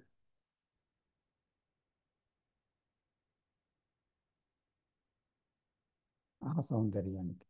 సో కాబట్టి ఇక్కడ చూసేటప్పుడు చూస్తున్నవాడు లేని సందర్భంలో ఏకత్వమే ఉంది, పృథగ్భావత లేదు, వేరుపాటు లేదు, వేరు వేరు లేదు. సో ఆ ఏకత్వమే ఏకాంతత. సరేనా? అర్థమైంది sir. Thank you sir. Welcome.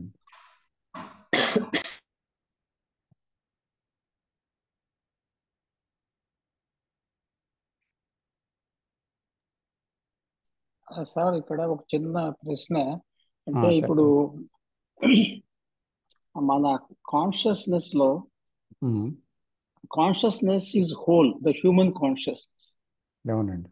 ఆ కాన్షియస్నెస్ లో every person has got the same content, like fear, like ద్వేషం, like struggle, like suffering, like all other things, pleasure, all these things.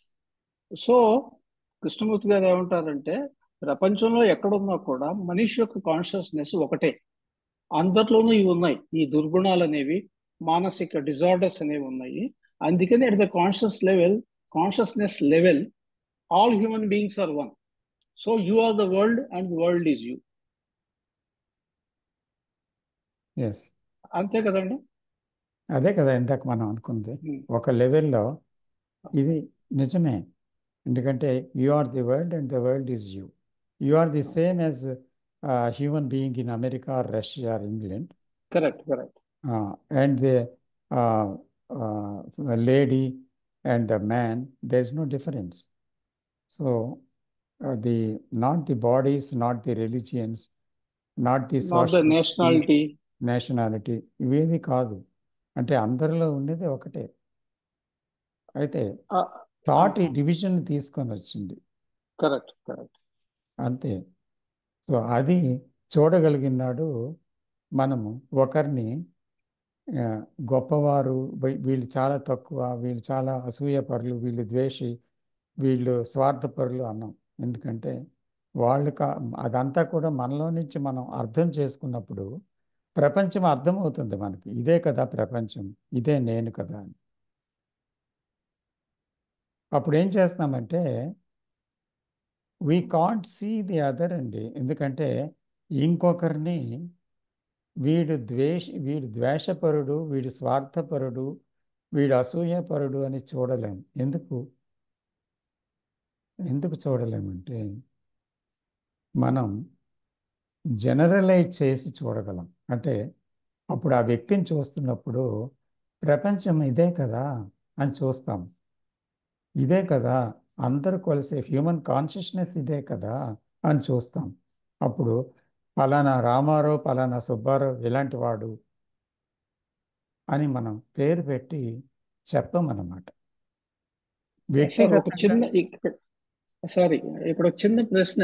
ఇప్పుడు కాన్షియస్నెస్ లో ఇవన్నీ ఈ సైకలాజికల్ డిజార్డర్స్ అనేవి అందరికీ ఉన్నాయి, కానీ వాటిల్లో ఒక డిగ్రీ ఆఫ్ డిఫరెన్స్ ఉంటుంది. మనం కూడా అంటాం కదా, ఆయన కోపిష్టివాడు అంటాం, ఆయన ముక్కు మీద కోపం ఉంది అంటాం, ఇంకొక ఆయన చూసి శ్వేత స్వభావుడు అంటాం, ఇంకో ఆయన చూసి ఆయన అమాయకుడు అంటాం. మరి ఒకళ్ళలో కోపం ఎక్కువ ఉంటుంది, ఇద్దరిలో కోపం తక్కువ ఉంటుంది. మరి ఆ డిఫరెన్స్ ఉన్నప్పుడు అంతా ఒకటేనా ఎలా అనగలం? డిఫరెన్స్ అనేది చూడండి, శారీరకంగా డిఫరెన్స్లు ఎన్నో ఉన్నా అది శరీరమే అంటాం కదా. సో అందుకని నలుపు రంగు, తెలుపు రంగు, బ్రౌన్ కలర్ ఇలా ఉండొచ్చు. అలాగే ఒకరికి తెలుపులో ఎక్కువ తెలుపు ఉండొచ్చు, నలుపులో ఎక్కువ నలుపు ఉండొచ్చు. ఇలాగేంటంటే ఎక్కువ తక్కువ కాదు, అది ఉందా కదా. అంచేత ఆ ఉన్న దాంట్లో ఒకటి డామినెంట్గా ఉండొచ్చు ఒకరిలో, కాబట్టి వాడిని కోపిష్టి అంటారు, ఎక్కువ కోపంతో ఉండేవాడు. ఇంకోటిలో లోభత్వం లాగుంటే ఎక్కువ లోభి అంటారు. కానీ ఆ లోభత్వం వెనకాతల ఎన్నో ఈ విషయాలన్నీ ఉన్నాయి. ఏది? జలసీ ఉంది, హేట్రేడ్ ఉంది, యాంబిషన్ ఉంది, తర్వాత కంపారిజన్ ఉంది, ఇవన్నీ ఉన్నాయి. సో ఇవి మనలో ఉన్నాయి కదా. కాబట్టి ఇక్కడ ఏదో ఒక విషయం దానికదిగా లేదు, ఒక కోపం దానికదిగా లేదు, ఒక భయం దానికనిగా లేదు. అయితే కాకపోతే ఆయన జీవిత విధానం, ఆయన జీవిత అనుభవాలు, ఆయన అమ్మ కడుపులో పెరుగుతున్నప్పుడు కలిగిన కండిషనింగ్స్, పుట్టి పెరిగిన వాతావరణం ఒక విషయాన్ని ఉధృతం చేయొచ్చు, ఒక విషయం మనలో ఉధృతం అవ్వచ్చు. అయితే అంత మాత్రం చేత ఒక విషయాన్ని బట్టి ఆ పర్సన్ కాదు, విషయ సహితంగా ఉన్న పర్సన్. అలాగే మనం కూడా విషయాలు అన్నిటితో ఉన్నాము, ఏదో ఒకటి ఎక్కువ ఒకటి తక్కువ ఉండొచ్చు, అది కామన్. అది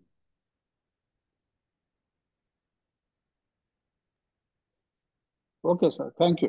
వెల్కమ్ సార్.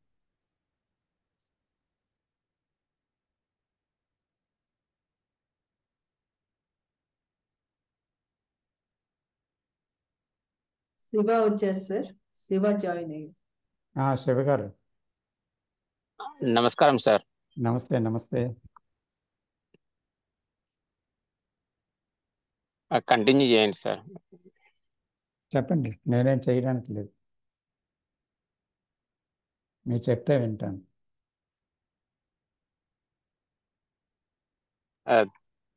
చెప్పడము వినడము అయితే ఏమనిపిస్తలేదు సార్, అంతా చూడడమే అనిపిస్తుంది. Right, very good.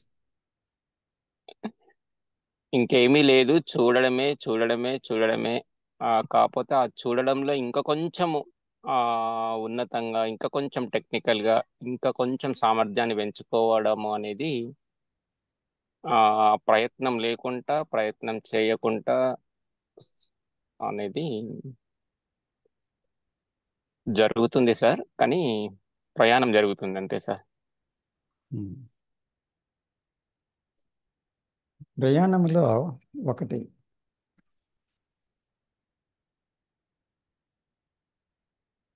సామర్థ్యాన్ని పెంచుకోవటం అనేది ఉంటే ప్రయాణం ఆగిపోతుంది. ఎందుకంటే పెంచుకునేవాడు ఉన్నాడు. తర్వాత చూడడంలో పెర్ఫెక్షన్ రావాలి అంటే పెర్ఫెక్షన్ కోరేవాడు ఉన్నాడు. కానీ చూడటంలో ఏం జరుగుతుంది అనే క్వశ్చన్తో ఎవరైతే ఒక కేవలం నేర్చుకునేవాడుగా, అన్వేషకుడుగా లోపలికి వెళ్తాడో అప్పుడు దానికదే అది ఒక పుష్పం విరిసినట్టు, తన రెక్కలు విచ్చుకొని సువాసన ఇచ్చినట్టు సహజంగా అది జరిగిపోతుంది. అది జరగడానికి సమయం పడుతుంది అని మనం అనుకుంటాము. కానీ జరగడం అనేది మాత్రం తక్షణమే జరుగుతుంది. ఒక అర్ధరాత్రి ఒక దొంగ ఇంట్లో ప్రవేశించి మన యావత్ సొత్తు దొంగిలించుకొని పోయినట్టు, అలాగే అర్ధరాత్రి అది సంభవించి కాన్షియస్నెస్లో ఉండేటువంటి ఆ ఆక్యుపేషన్స్ లేదా అంటే కంటెంట్ అంతటిని భుజాన్ని వేసుకొని వెళ్ళిపోతాడు తెలియకుండా. ఆ అద్భుతం జరుగుతుంది. అంతే, అది it happens. But we can't go for it, but it will come to us if we are serious.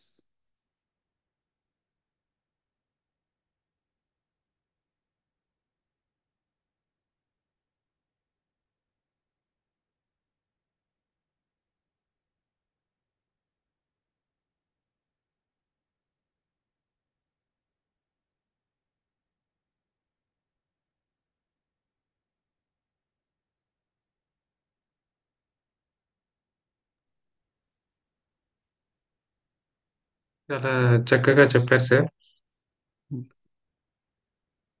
ఆ, ఇక్కడ ఒకటి ఆ, చాలా రోజుల నుంచి అడుగుదాం అనుకుంటున్నాను సార్.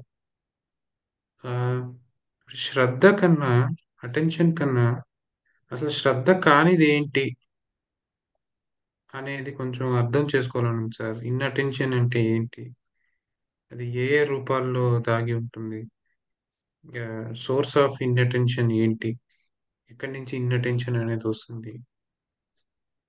సో అదర్వైజ్ ఇంకా అలా కాకపోతే ఒక ఆస్పెక్ట్, ఒక దానికే జీవితంలో అటెన్షన్ పే చేసి మిగతా వాటిని వదిలేయడము, ఇలా చూస్తుంటాం కదా సార్. సో అసలు అసలు ఈ అశ్రద్ధ అనేది ఏంటి, అశ్రద్ధ ఎక్కడి నుంచి పుడుతుంది, అశ్రద్ధను ఆ, బాగా అర్థం చేసుకుంటే శ్రద్ధ అనేది ఆటోమేటిక్ గా సంభవిస్తుంది అని అనిపిస్తుంది సార్. లేకపోతే శ్రద్ధ అనేది సాధనతో వచ్చేదా సార్? ఇది కొంచెం ఎక్స్ప్లెయిన్ చేస్తారా?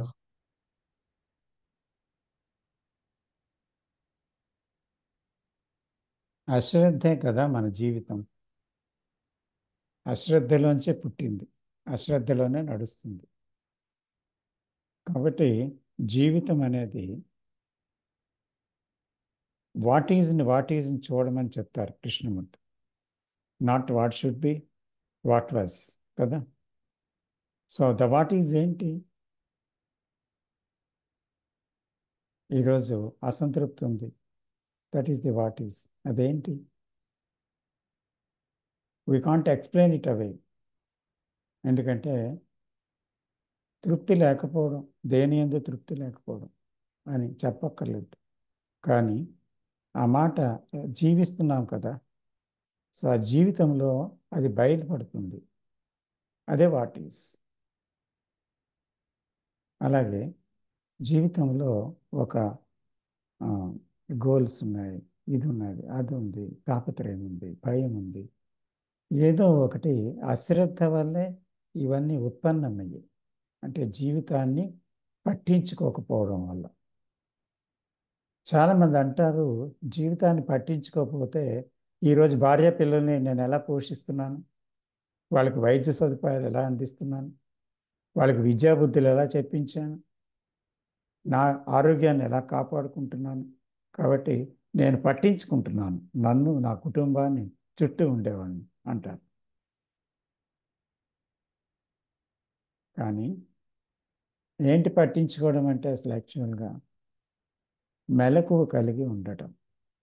అంటే తాను ఏం చేస్తున్నాడు, ఎలా మాట్లాడుతున్నాడు, ఇదంతా లైఫ్ కాదా? తన బాంధవ్యాల్లో ఎలా ఉన్నాడు, తనలో జరుగుతున్నదంతా దినదినం ఏంటి జరుగుతుంది, అనుక్షణం ఏం జరుగుతుంది, ఏంటి తన తాలూకా ఉద్దేశాలు ఏంటి, తన అభిప్రాయాలు ఏంటి, ఇవన్నీ ఏంటి, తనలో వచ్చే ఎమోషన్స్ ఏంటి, తన ఆలోచనలు ఏంటి, తన ప్రతిస్పందనలు ఏంటి, ఇవన్నీ కూడా గమనించటం అనేది లేకపోవడము అశ్రద్ధ.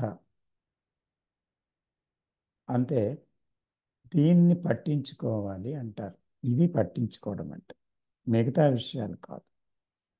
కాబట్టి ఎప్పుడైతే ఈ అశ్రద్ధని మనం చూసామో, అంటే మనం నిద్రపోతున్నాం, జీవితంలో ఒక సోమరితనానికి లోనయ్యాం,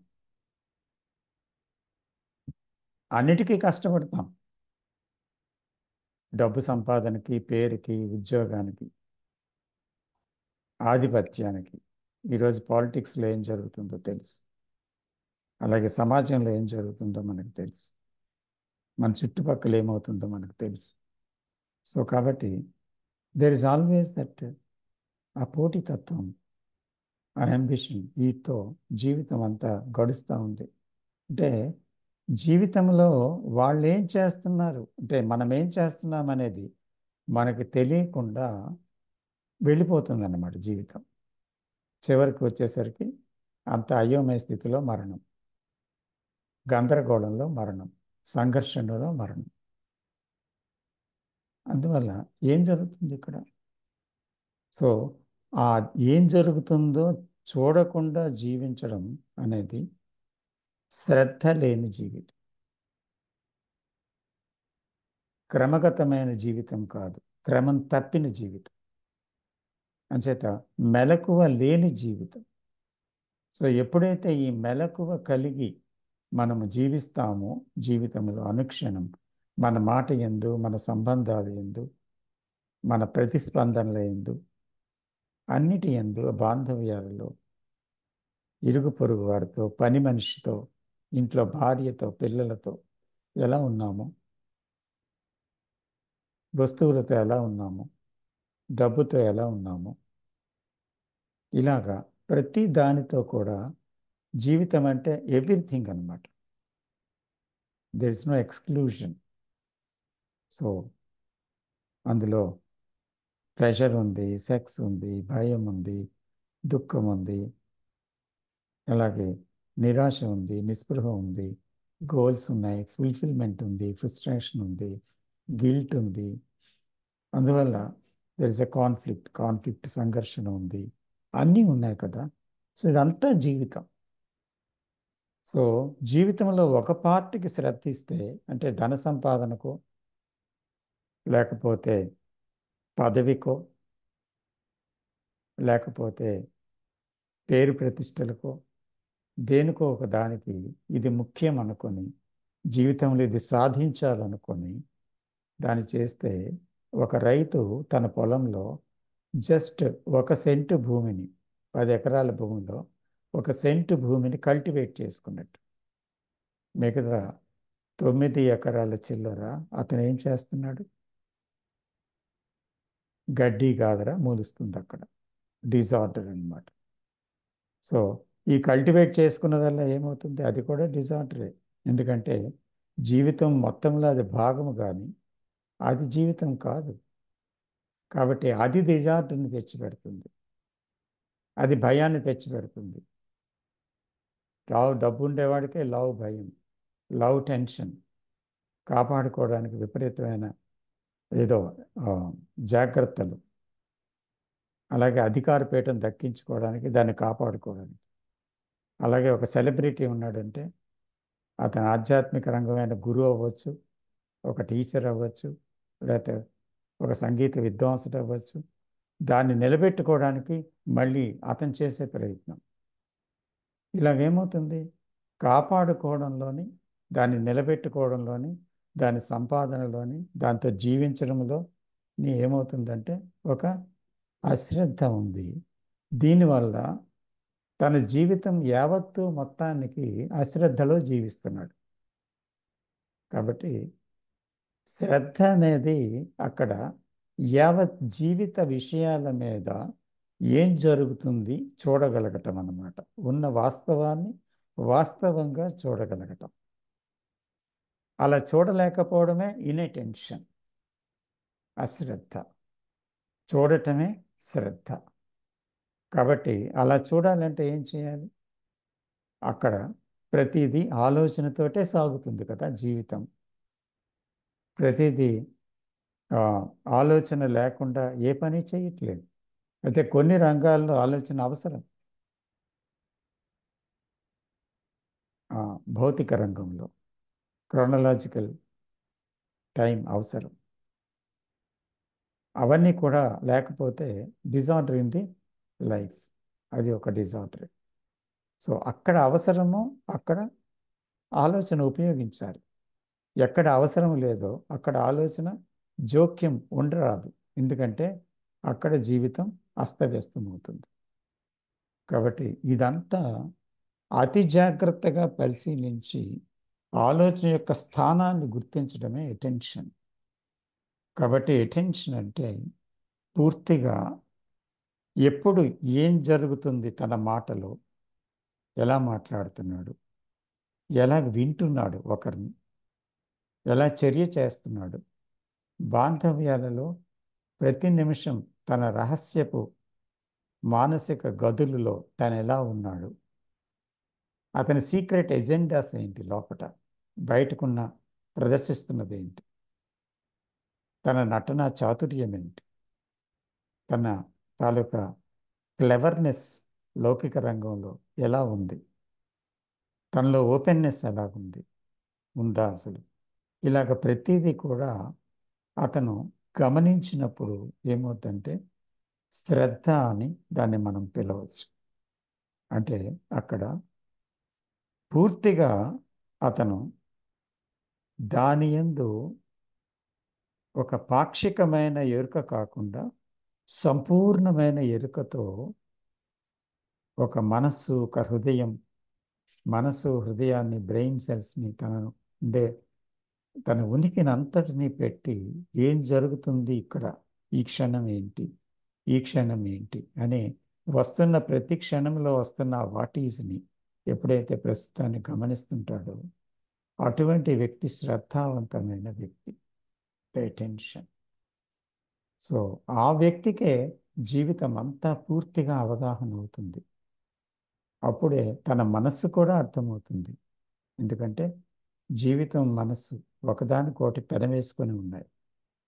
కాబట్టి ఒకదాన్ని గాఢంగా చూస్తున్నప్పుడు నీ మనస్సుని, నీ జీవితం కూడా అర్థమవుతుంది. నీ మాటని పరిశీలిస్తున్నప్పుడు, నీ ఆలోచన పరిశీలిస్తున్నప్పుడు అర్థమైపోతుంది. కాబట్టి ఆ జీవితం ఒక ఆర్డర్లో ఉంటుంది, డిజార్డర్ ఉంటుంది అక్కడ. అంచేత ఆ డిజార్డర్గా ఉన్న జీవితాన్ని చూడటమే, శ్రద్ధావంతంగా చూడటమే ఆర్డర్లోనికి రావడం. సో ఆర్డర్ అనేది ఈ డిజార్డర్కి ఆపోజిట్ కాదు. డిజార్డర్ అనేది దర్శనం వల్ల, అవగాహన వల్ల ఆగినట్లయితే అక్కడ ఉన్నది ఆర్డర్. ద్వేషం అనేది ప్రేమగా మారడానికి వీల్లేదు. ప్రేమ ద్వేషానికి వ్యతిరేక పదం కాదు. ద్వేషం అనేది గమనించినప్పుడు, అందులో ప్రమాదాన్ని చూసినప్పుడు, అందులో అసహ్యతని చూసినప్పుడు, అది అర్థమైనప్పుడు, అందులో ఉండే అసత్యపు విషయాన్ని గమనించినప్పుడు అది రాలిపోయినప్పుడు, అది మరణించినప్పుడు అక్కడ ఉన్నది ప్రేమే. ప్రేమను ఒకరు నేర్చుకోలేరు. అలాగే ఆర్డర్ని ఒకరి జీవితంలో కావాలని తెచ్చుకోలేరు. డిజార్డర్ పోతే ఆర్డర్ ఉంది, ద్వేషం పోతే ప్రేమ ఉంది.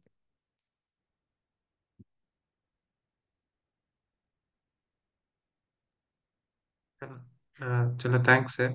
వెల్కమ్. జీవితం పట్ల అక్కర కలిగి ఉన్న అదే జీవితాన్ని పట్టించుకోవడమే శ్రద్ధ. ఉమ్, మొత్తం జీవితాన్ని, హోల్ లైఫ్ ని ఉమ్, పట్టించుకోవడమే శ్రద్ధ. జీవితంలో కొన్ని పార్ట్లు పట్టించుకోవడం శ్రద్ధ కాదు, ఉమ్. అశ్రద్ధలో భాగం. అంటే ఎప్పుడు ఉన్నదాని అందే ఉండటం. ఉండడం. భవిష్యత్తులో గతంలో ప్రయాణం చేయకుండా ఏం జరుగుతుందో ఉమ్. ప్రస్తుతంలో చూడటం, అ- అది yes, శ్రద్ధ. ఆ ప్రజెంట్ అంటే మూమెంట్ లో సార్ జీవించగలగడం. ప్రజెంట్ అంటే స్టే విత్ వాట్ ఈస్. అవును. ఇంకోటి ఏంటంటే సార్, ఇది మనం ఆ, ఈ అటెన్షన్ అంటాం కదా, అది moment to moment. You cannot practice it. If you practice it, it becomes a habit and it will definitely become Of inattention. course, of course. So instead of Not a fact. trying to practice attention, one should be aware of inattention. When you are aware of inattention, it automatically becomes attention. That's it. Sir అంటే Thank you, ఇప్పుడు sir. ఇన్నటెన్షన్ ని పరిపూర్ణంగా అర్థం చేసుకున్నప్పుడు ఇంక ఇన్నటెన్షన్ లో బతకలేడు ఒక మనిషి. అంతే. ఏదైనా అవగాహన వాట్ ఈజ్ అర్థమైనప్పుడు అర్థమైన వాట్ ఈజ్ రాలిపోతుంది. రాలిపోతుంది. ఆ అవగాహన కలిగేంత వరకు మనం చూస్తూ ఉండాలి. ఆ ఏదో ఒక మూమెంట్ లో ఆ అవగాహన అనేది మనకు ఖచ్చితంగా కలుగుతుంది. అవగాహన రావడం కోసం చూడకూడదు. చూడడం అని అవగాహన కాదు, లేదని చూస్తే చాలు. అంతే.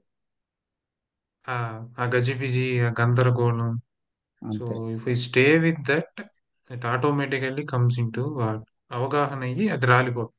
దాని అవును. అంతం, అవగాహన దాని అంతం లేదనేదే చేరుకుంటుంది. వాస్తవం కదా. వాస్తవం. ఎస్. అదే చూడాలి.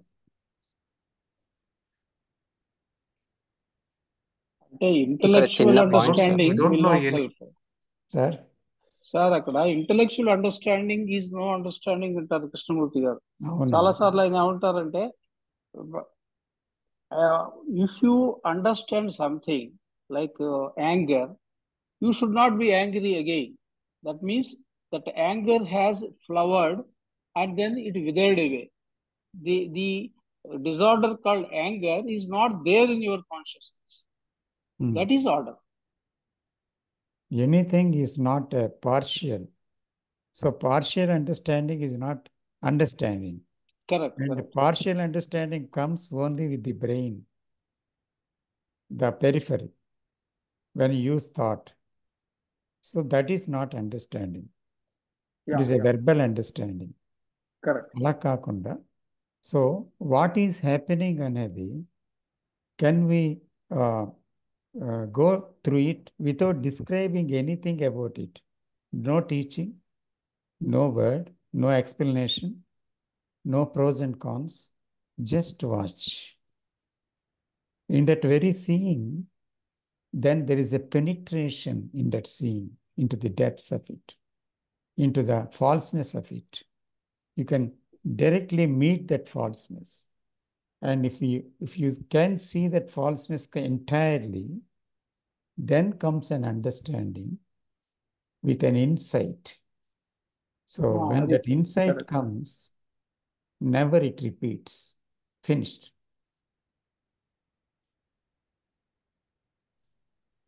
Okay, sir. Thank you. Okay, welcome. Sir ఇక్కడ అంటే ఈ ప్రాసెస్ లో ఉన్నప్పుడు నాకు అంటే ఒకటి అర్థమైంది సార్. అంటే అదేంటంటే మనిషికి శత్రువు అంటే లైక్ అవేర్నెస్ ని దూరం చేసేది కూడా ఆ ఇంటర్లెక్టే అని అనిపిస్తుంది సార్. ఎందుకంటే intellect comes with some ready answer అని. Whenever you have some situation, ఇంకేదన్నా వాట్ ఈజ్ అనేది వచ్చింది, రావడమే ఇంటర్లెక్ట్ దగ్గర ఏదో ఒక ఆన్సర్ ఉంటుంది. ఆ ఉమ్, ఇంటర్నెట్ కనుక ఖండించకపోతే, దాన్ని అడ్డుకోకపోతే ఆ ఫ్లోని, ఆ మనిషి అప్పటికప్పుడే దాని నుంచి విముక్తి పొందుతాడు. కానీ ఆ ఇంటలెక్ట్ దాన్ని ఏదో ఒక విధంగా అడ్డుకుంటుంది. ఏదో సమర్థించడమో లేకపోతే ఖండించడమో చేస్తూ అడ్డుకుంటుంది. ఈవెన్ కొంచెం ముందుకెళ్ళి కొంచెంసేపు సైలెన్స్‌లో ఉన్నా కూడా, when we listen that whole conversation of parties ఒక సా విన్నప్పుడు కూడా ఈ టాస్క్స్ కన్క్లూడ్ అన్నమాట. ఏదో ఒకటి కన్క్లూడ్ చేయండి. ఎయిదర్ ఇదా లేకపోతే అదా. ఏదో ఒకటి పట్టుకోవాలి. అంటే ఏదో ఒక దాన్ని పట్టుకొని కంటిన్యూ అవ్వాలనే ఇంటెన్షన్ తప్ప, దాని నుంచి పూర్తిగా బయటపడాలనే ఇంటెన్షన్ అయితే ఇంటలెక్ట్‌కి లేదు. అది సార్ నాకు అర్థమైంది. ఉమ్. అంటే అంటే ఇక్కడ ఇంటెలెక్ట్ అంటే thought with its knowledge is operating అనుకోండి. ఎస్ అప్పుడు సార్. అవేర్నెస్ లేదు. It is going with it. It is drowned with it. దాంట్లో మునిగింది, దాంట్లో కొట్టుకుపోతుంది. అంటే అక్కడ ఎరుక లేదు. ఎరుక ఉన్నప్పుడు అది ఆగింది. కాబట్టి ఎరుక అనేది ఆ క్షణంలో ఎప్పుడైతే లేదో ఆ క్షణంలో ఆలోచన తన పని తాను చేసుకుంటూ వెళ్తుందన్నమాట. అయితే గతంలోనికి, అయితే భవిష్యత్తులోనికి. అయితే ఆ రెండు కూడా ఎక్కడ జరుగుతున్నాయి? ప్రస్తుతంలో జరుగుతున్నాయి. ఆ గతం కానీ, ఆ భవిష్యత్తు కానీ, ఆ ఆలోచన కానీ ఇప్పుడు ఎక్కడ జరుగుతున్నాయి. సో ఇప్పుడు ఇక్కడ ఈ క్షణం ఏం జరుగుతుంది అనే ఆ వాట్ ఈజ్, ఆ ఆలోచన, ఆ ఆలోచన గమనం, దాని కదలిక ఏదైతే ఉందో దాన్ని యథాతథంగా గమనించగలగడమే ఎరుక. సో అది చూసినప్పుడు ఏముంది? కాలంతో కూడుకున్న ఈ ఆలోచన స్తంభిస్తుందన్నమాట, ఆగుతుంది. అప్పుడు ఆ ప్రస్తుతంలోనే ఈ అవగాహన జరగటం అనేది జరుగుతుందన్నమాట. కానీ అవగాహన గతం నుంచి జరగదు, అవగాహన భవిష్యత్తు నుంచి జరగదు. అయితే భవిష్యత్ గతాలతో ఉన్న ఆలోచన, ఈ కాలంతో ఉన్న ఆలోచన ఎప్పుడూ ఏదో ఒక తన నాలెడ్జ్తో విశ్లేషణ చేస్తుంది. ఆ విశ్లేషణ వల్ల అవగాహన రాదు. కానీ ఆ ప్రస్తుతాన్ని దర్శించినప్పుడు ఆ ప్రస్తుతములో అవగాహన జరగాలి, లేకపోతే జరగదు. అక్కడ మాత్రమే జరుగుతుంది, అంతే.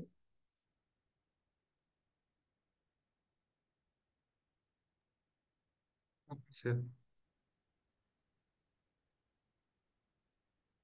శివ గారు ఏదో మాట్లాడదాం. సార్, ఈ పెనిట్రేషన్ జరుగుతున్నప్పుడు కంప్లీట్ గా ఇక ఆ పెనిట్రేషన్ జరిగి జరిగి ఆ ఇన్సైట్ వచ్చినప్పుడు ఇక అక్కడ వెర్బల్ అండర్స్టాండింగ్, నార్మల్ అండర్స్టాండింగ్, ఇక అక్కడ ఏమీ ఉండదు కదా సార్. మొత్తం ఉన్నదే ఆ శక్తిలో కలిసిపోయినట్టే కదా సార్. ఇంకా పెనిట్రేషన్ ఇక ఎక్కడ అది జరుగుతుంది? సైలెన్స్ నుంచి జరుగుతుంది. అది అవును థాట్ సార్. పెనిట్రేషన్ కాదు.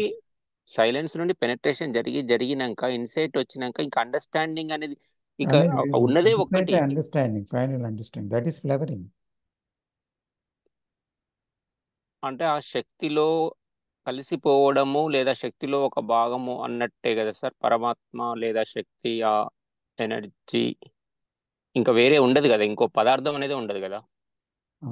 అదే ఏంటంటే ఆ, సత్యం అనేది ఒక్కటే అది. ఎందుకంటే అక్కడ వేరేది లేనిది. కాబట్టి వేరేగా అనేక రకాలుగా చూసేది మనస్సు. ఆ మనస్సులో ఉండే అసత్యాన్ని చూసినప్పుడు అయితే ఆ సత్యాన్ని చేరుకోవడానికి ఈ మనస్సు ద్వారానే వెళ్ళాలి. ఎందుకంటే అసత్యం అనేది అర్థమైతేనే కానీ సత్యంలోనికి ప్రవేశం లేదు. అసత్యం అర్థమై అది ఎండ్ అయినప్పుడు ఆ ఎండింగ్లోనే the beginning of that truth is there. అది ఉందన్నమాట అక్కడ. సో ఇది ఎండ్ కాకుండా అందులో అందులో వెళ్ళే ప్రసక్తే లేదు. కాబట్టి కృష్ణజీ ఏమంటారు, ఏం చెప్తారు అసలు whole teaching what he says. So the understanding the false అంతే. The false is the I, the false is the time, the false is the thought. So what is going on in your daily life, that is the what is. So, and by understanding this, the whole phenomenon of this, the very understanding, the very insight, and seeing the false as false is coming to truth, isn't it? Okay, clear sir. సో ఇక్కడ understanding of false understanding అవుతుంది, అందు తర్వాత next beginning to the love, దాంట్లోకి enter, దీంట్లో exit అన్నట్టు. Okay, clear.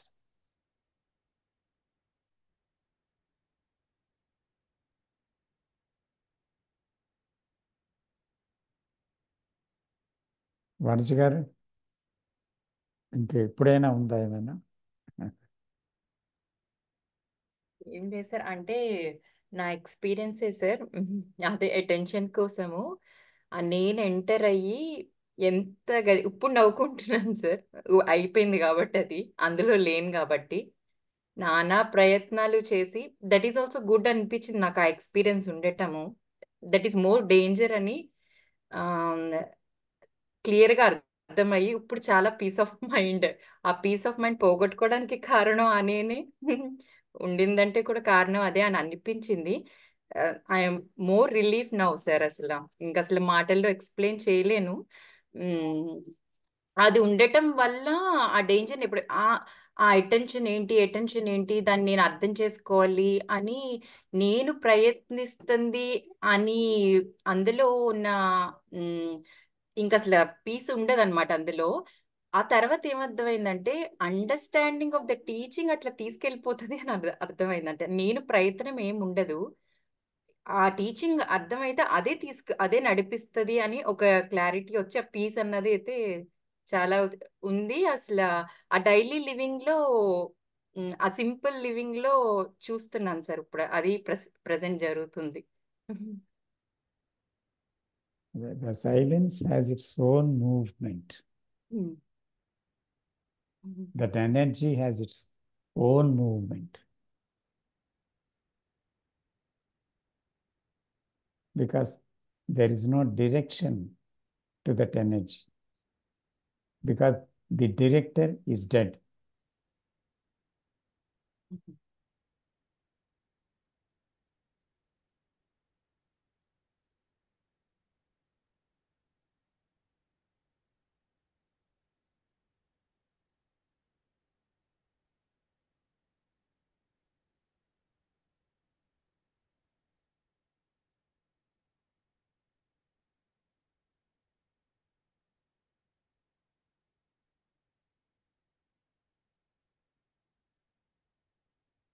Vijay గారు ఏముందా డిస్కస్ చేస్తారు?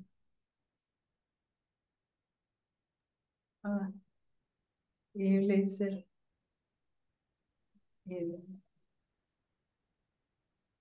మేడం ఇండియాకి వచ్చారా? అవును. Okay okay.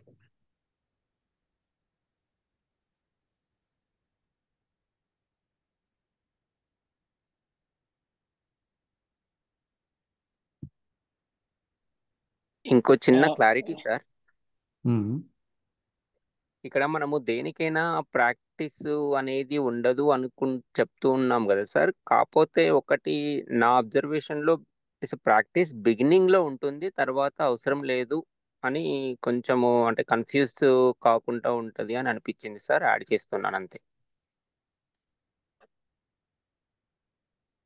అంటే అక్కడ మనసుకి ఒక అలవాటైంది ఆ మాట, ప్రయత్నం అనే మాట, ప్రాక్టీస్ అనే మాట, కృషి అనే మాట, ఇన్ని మాటలు. అయితే ఇది చాలా కష్టమైనది అని కృష్ణమూర్తి గారు చాలాసార్లు అన్నారు. It's very difficult thing. అయితే దానికి ఒక సాధన అంటూ ఏమీ లేదు. సాధన అంటే it has a continuity, it has a motive. ఇక్కడ అది కాకుండా ఎప్పటికప్పుడు చూడటం అనే ఒక శ్రద్ధతో బిగిన్ అయినప్పుడు ఆ శ్రద్ధ పెట్టటం ఎలాగా అనేది మొదట్లో మనకు కొంచెం గందరగోళం అవుతుంది. అంటే అది పెట్టాలా, ఎలా పెట్టాలి, శ్రద్ధతో ఎలా చూడాలి, ఇలాగా అనిపిస్తుంది. అప్పుడు అది ప్రాక్టీస్ లాగా అనిపిస్తుంది. కానీ శ్రద్ధ ఎలా పెట్టాలి, శ్రద్ధ అనేది అశ్రద్ధను చూడడమే కదా అనేటువంటి విషయంతో ఇంకా ముందుకు వెళ్తే ఎప్పటికప్పుడు చూడటం అనేది జరగటం అనేది సంభవించుతుంటాం. అది అవసరం అనిపించినప్పుడు ఏమవుతుందంటే అది ఒక ప్రాక్టీస్గా కాదు. అంటే ప్రాక్టీస్ అంటే అక్కడ కాలం ఉంది, ఒక సాధించే విషయం ఉంది, సాధకుడు ఉన్నాడు. కానీ అది ఒక విషయం, అంటే అది జీవితంలో ఒక భాగం అని చూసినప్పుడు, ఆ జీవితాన్నే మనం చూస్తున్నాం అనుకున్నప్పుడు, జీవితం సరికొత్తది అయినప్పుడు సరికొత్త విషయాన్ని ఎలా చూస్తాం? ఇంట్రెస్ట్గా చూస్తాం. ఇంట్రెస్ట్గా చూడడంలో సాధన ఎక్కడుంది? తర్వాత ఇంట్రెస్ట్లో చూసినప్పుడు గమ్యం ఎక్కడుంది, కాలం ఎక్కడుంది? అంటే ఆ శ్రద్ధలో మనకి భవిష్యత్ ఏంటి, గతం ఏంటి అనేది ఉండదు. ఉన్నదాని యందు శ్రద్ధే ఉంటుంది. కాబట్టి ఆ శ్రద్ధావంతమైన విషయం అది జీవితం. దాని మీద శ్రద్ధ కలిగేంత వరకు అది ఒక సాధనలాగా అనిపిస్తుంది. శ్రద్ధ ఎప్పుడైతే అవసరమని తెలిసిందో, దాని యందు శ్రద్ధ కలిగిందో, అప్పుడు సాధన అనేంటూ వేరేగా కనపడదు. అంతే, శ్రద్ధతోనే జీవించడం జరుగుతుంది. Thank you sir, thank you for adding. Welcome sir.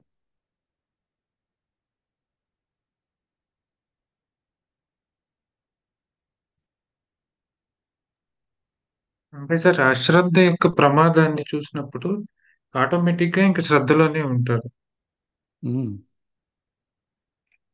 The danger of inattention. That seeing is not sadhana. అంటే ఇప్పుడు మిగతా సాధనలాగా గంట సేపు మంత్ర జపం చేయడం, అలా కాదు. ఇలా ఒక గోల్ ధ్యానం చేయడం అలా కాదు. జస్ట్ సీయింగ్ అంతే. నేను జీవితాన్ని పట్టించుకోలేదు, చూడలేదు, అందుకే ఈ జీవితం అంతా అస్తవ్యస్తంగా తయారైంది అనేటువంటి ఒక గమనములో శ్రద్ధ పుట్టేసింది కదా. అంతే సార్. అది ఆటోమేటిక్ మూమెంట్ లో పుట్టింది. పట్టేసి. అవును, అది పుట్టింది, దానికి టైం లేదు. టైం లేదు. అది ఆ సరైన గమనం జరిగేంత వరకు టైం ఉండొచ్చు. కానీ అది ఆ చూడడం అనేది, ఆ చూపు అనేది జరిగితే ఇంకా అంతే. చూపులో టైం లేదు. శ్రద్ధ చూపులో టైం లేదు. ఒక పిడుగు పడినట్లు అలా పడుతుంది అంతే, ఒక మెరుపు.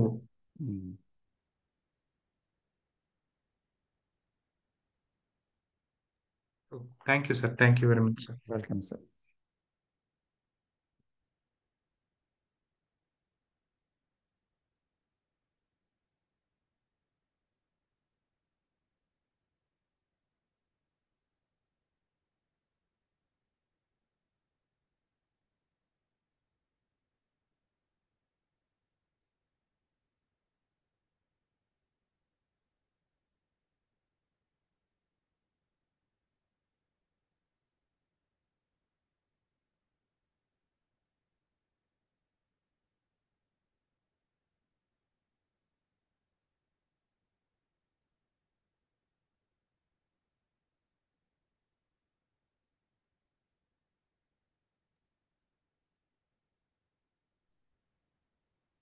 విజయ్ గారు, ఈ మౌంట్ శంబాలాలో మౌంటైన్స్ ఎక్కువ కనపడుతున్నాయి సార్.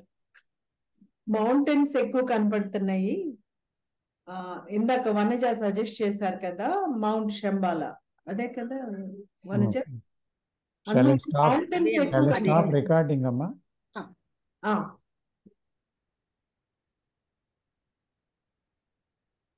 అదే అండి అదే అంతే కదా.